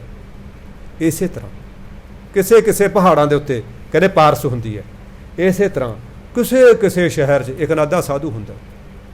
ਹਰੇਕ ਸ਼ਹਿਰ 'ਚ ਤੁਹਾਨੂੰ ਵਕੀਲ ਮਿਲ ਜਾਣਗੇ, ਪ੍ਰੋਫੈਸਰ ਮਿਲ ਜਾਣਗੇ, ਡਾਕਟਰ ਮਿਲ ਜਾਣਗੇ, ਇੰਜੀਨੀਅਰ ਮਿਲ ਜਾਣਗੇ, ਇਹ ਖੇਡ ਖਿਡਾਰੀ ਮਿਲ ਜਾਣਗੇ, ਪਲੇਅਰ ਮਿਲ ਜਾਣਗੇ, ਬਿਜ਼ਨਸਮੈਨ ਮਿਲ ਜਾਣਗੇ, ਰੁਪਈਏ ਪੈਸੇ ਵਾਲੇ ਮਿਲ ਜਾਣਗੇ, ਰਾਜੇ ਮਹਾਰਾਜੇ ਚੌਧਰੀ ਜਗੀਰਦਾਰ ਮਿਲ ਜਾਣਗੇ। ਸਾਧ ਸੰਗਤ ਜੀ, ਇਸ ਗੱਲ ਦੀ ਕੋਈ ਗਰੰਟੀ ਨਹੀਂ ਕਿ ਹਰੇਕ ਸ਼ਹਿਰ ਦੇ ਵਿੱਚ ਕੋਈ ਸਾਧੂ ਹੋਵੇ। ਇਸ ਗੱਲ ਦੀ ਕੋਈ ਗਰੰਟੀ ਨਹੀਂ ਕਿ ਹਰੇਕ ਸ਼ਹਿਰ 'ਚ ਕੋਈ ਸਾਧੂ ਹੋਵੇ। ਸਾਧੂ ਕਿਸੇ ਕਿਸੇ ਸ਼ਹਿਰ 'ਚ ਕਿਤੇ ਕਿਤੇ ਉਹ ਬੈਠਾ ਹੈ ਬਸ। ਵੈਸੇ ਅੱਜ ਕੱਲ੍ਹ ਤਾਂ ਸਾਧੂ ਗੁਪਤੇ ਬੈਠੇ ਨੇ। ਅੱਜ ਕੱਲ੍ਹ ਤਾਂ ਸਾਧੂ ਵੈਸੇ ਇੱਕ ਜਿਹੜਾ ਹੈ ਫਾਰਮੂਲਾ, ਜਨਾ ਪਾਇਓ ਤੈਨਾ ਛਪਾਇਓ। ਚਲੋ ਜਿਹੜੇ ਬੈਠੇ ਵੀ ਨੇ ਪ੍ਰਗਟ ਨੇ, ਉਹ ਕਿਤੇ ਬਸ ਬੈਠੇ ਨੇ ਆਪਣੇ ਆਪਣੀ ਮੌਜ 'ਚ ਬੈਠੇ ਨੇ।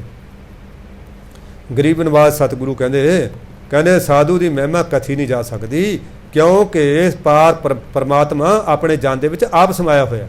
ਕਰ ਕਿਰਪਾ ਪ੍ਰਭ ਬਿਨੋ ਸੁਣੀਜੈ, ਦਾਸ ਕੀ ਧੂਰ ਨਾਨਕ ਕਉ ਦੀਜੈ। ਵਾਹਿਗੁਰੂ ਸਤਨਾਮ। ਕਹਿੰਦੇ ਹੇ ਪ੍ਰਮਾਤਮਾ ਮੇਰੇ ਤੇ ਕਿਰਪਾ ਕਰ, ਕੀ ਮੇਰੀ ਬੇਨਤੀ ਸੁਣ ਲੈ। ਬਸ ਬੇਨਤੀ ਸੁਣਨ ਦੇ ਵਿੱਚ ਕੀ ਹੁੰਦਾ, ਮੰਨਣਾ ਵੀ ਹੈ। ਜੇ ਉਹਦਾ ਹੁਕਮ ਆਪਾਂ ਸੁਣਦੇ ਹਾਂ ਉਹਦੇ ਵਿੱਚ ਮੰਨਣ ਦੀ ਵੀ ਭਾਵਨਾ ਹੁੰਦੀ ਹੈ ਨਾ। ਹੁਣ ਬਿਲਕੁਲ ਉਹੀ ਫਾਰਮੂਲਾ ਪਰਮਾਤਮਾ ਤੇ ਵੀ ਲਾਗੂ ਹੋ ਰਿਹਾ ਹੈ। ਪਰਮਾਤਮਾ ਅਸੀਂ ਤੈਨੂੰ ਬੇਨਤੀ ਕਰਦੇ ਹਾਂ, ਬੇਨਤ ਕਰੋ, ਅਰਦਾਸ ਸੁਣੋ।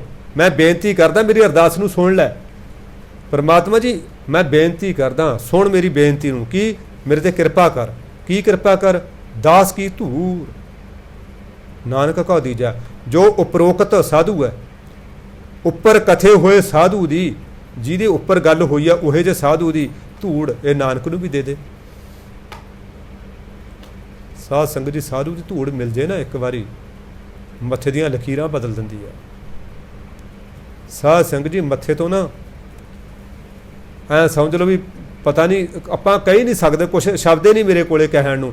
ਭਾਸ਼ਾ ਬੜੀ ਬੌਣੀ ਰਹਿ ਗਈ, ਲੈਂਗੁਏਜ ਬੜੀ ਛੋਟੀ ਰਹਿ ਗਈ, ਸ਼ਬਦ ਬੜੇ ਬਹੁਤ ਹੀ ਇਹ ਕਹਿ ਲਓ ਵੀ ਨੀਵੇਂ ਪੱਧਰ ਦੇ ਰਹਿ ਗਏ। ਉਹਦੀ ਮਹਿਮਾ ਬਹੁਤ ਉੱਚੀ ਹੈ, ਕਹੀ ਨਹੀਂ ਜਾ ਸਕਦੀ, ਕਹੀ ਨਹੀਂ ਜਾ ਸਕਦੀ, ਕਿਉਂਕਿ ਉਹ ਭਾਸ਼ਾ ਦੇ ਬੰਧਨ 'ਚ ਨਹੀਂ, ਉਹ ਸ਼ਬਦਾਂ ਦੀ ਕੈਦ ਦੇ ਵਿੱਚ ਨਹੀਂ।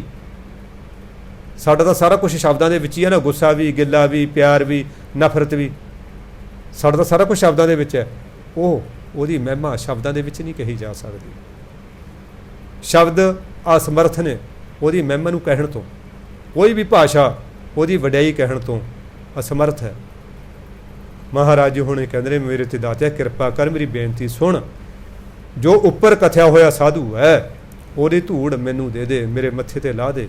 ਕਿਰਪਾ ਕਰ ਤਾਂ ਕਿ ਮੇਰਾ ਜੀਵਨ ਵੀ ਬਦਲ ਜਾਵੇ, ਮੇਰੇ ਅੰਦਰ ਵੀ ਕੋਈ ਬੰਦਗੀ ਦਾ ਪ੍ਰੇਮ ਪੁੰਗਾਰਾ ਪੈਦਾ ਹੋਵੇ, ਪ੍ਰੇਮ ਦਾ ਪੌਦਾ ਪੈਦਾ ਹੋਵੇ। ਸਾਧ ਸੰਗਤ ਜੀ ਸਮਾਂ ਵੀ ਹੋ ਗਿਆ, ਮਹਾਰਾਜ ਨੇ ਬੜੀ ਬਖਸ਼ਿਸ਼ ਕੀਤੀ ਆ, ਪਰ ਮਹਾਰਾਜ ਦੀ ਉੱਚੀ ਸੁੱਚੀ ਪਰਮ ਪਵਿੱਤਰ ਬਾਣੀ ਦੀ ਕਥਾ ਵਾਰਤਾ ਕਰਦਿਆਂ, ਸ਼ਬਦ ਵਿਚਾਰਾਂ ਕਰਦਿਆਂ ਬਹੁਤ ਕਿਸਮ ਦੀਆਂ ਭੁੱਲਾਂ ਚੁੱਕਾਂ ਗਲਤੀਆਂ ਤਰੁੱਟੀਆਂ ਹੋਈਆਂ ਨੇ। ਅਣਜਾਣ ਬੱਚਾ ਸਮਝ ਕੇ ਮੁਆਫ ਕਰ ਦੇਣਾ, ਅੱਗੇ ਵਾਸਤੇ ਅਸੀਸ ਬਖਸ਼ਣੀ ਹੈ। ਵਾਹਿਗੁਰੂ ਜੀ ਕਾ ਖਾਲਸਾ, ਵਾਹਿਗੁਰੂ।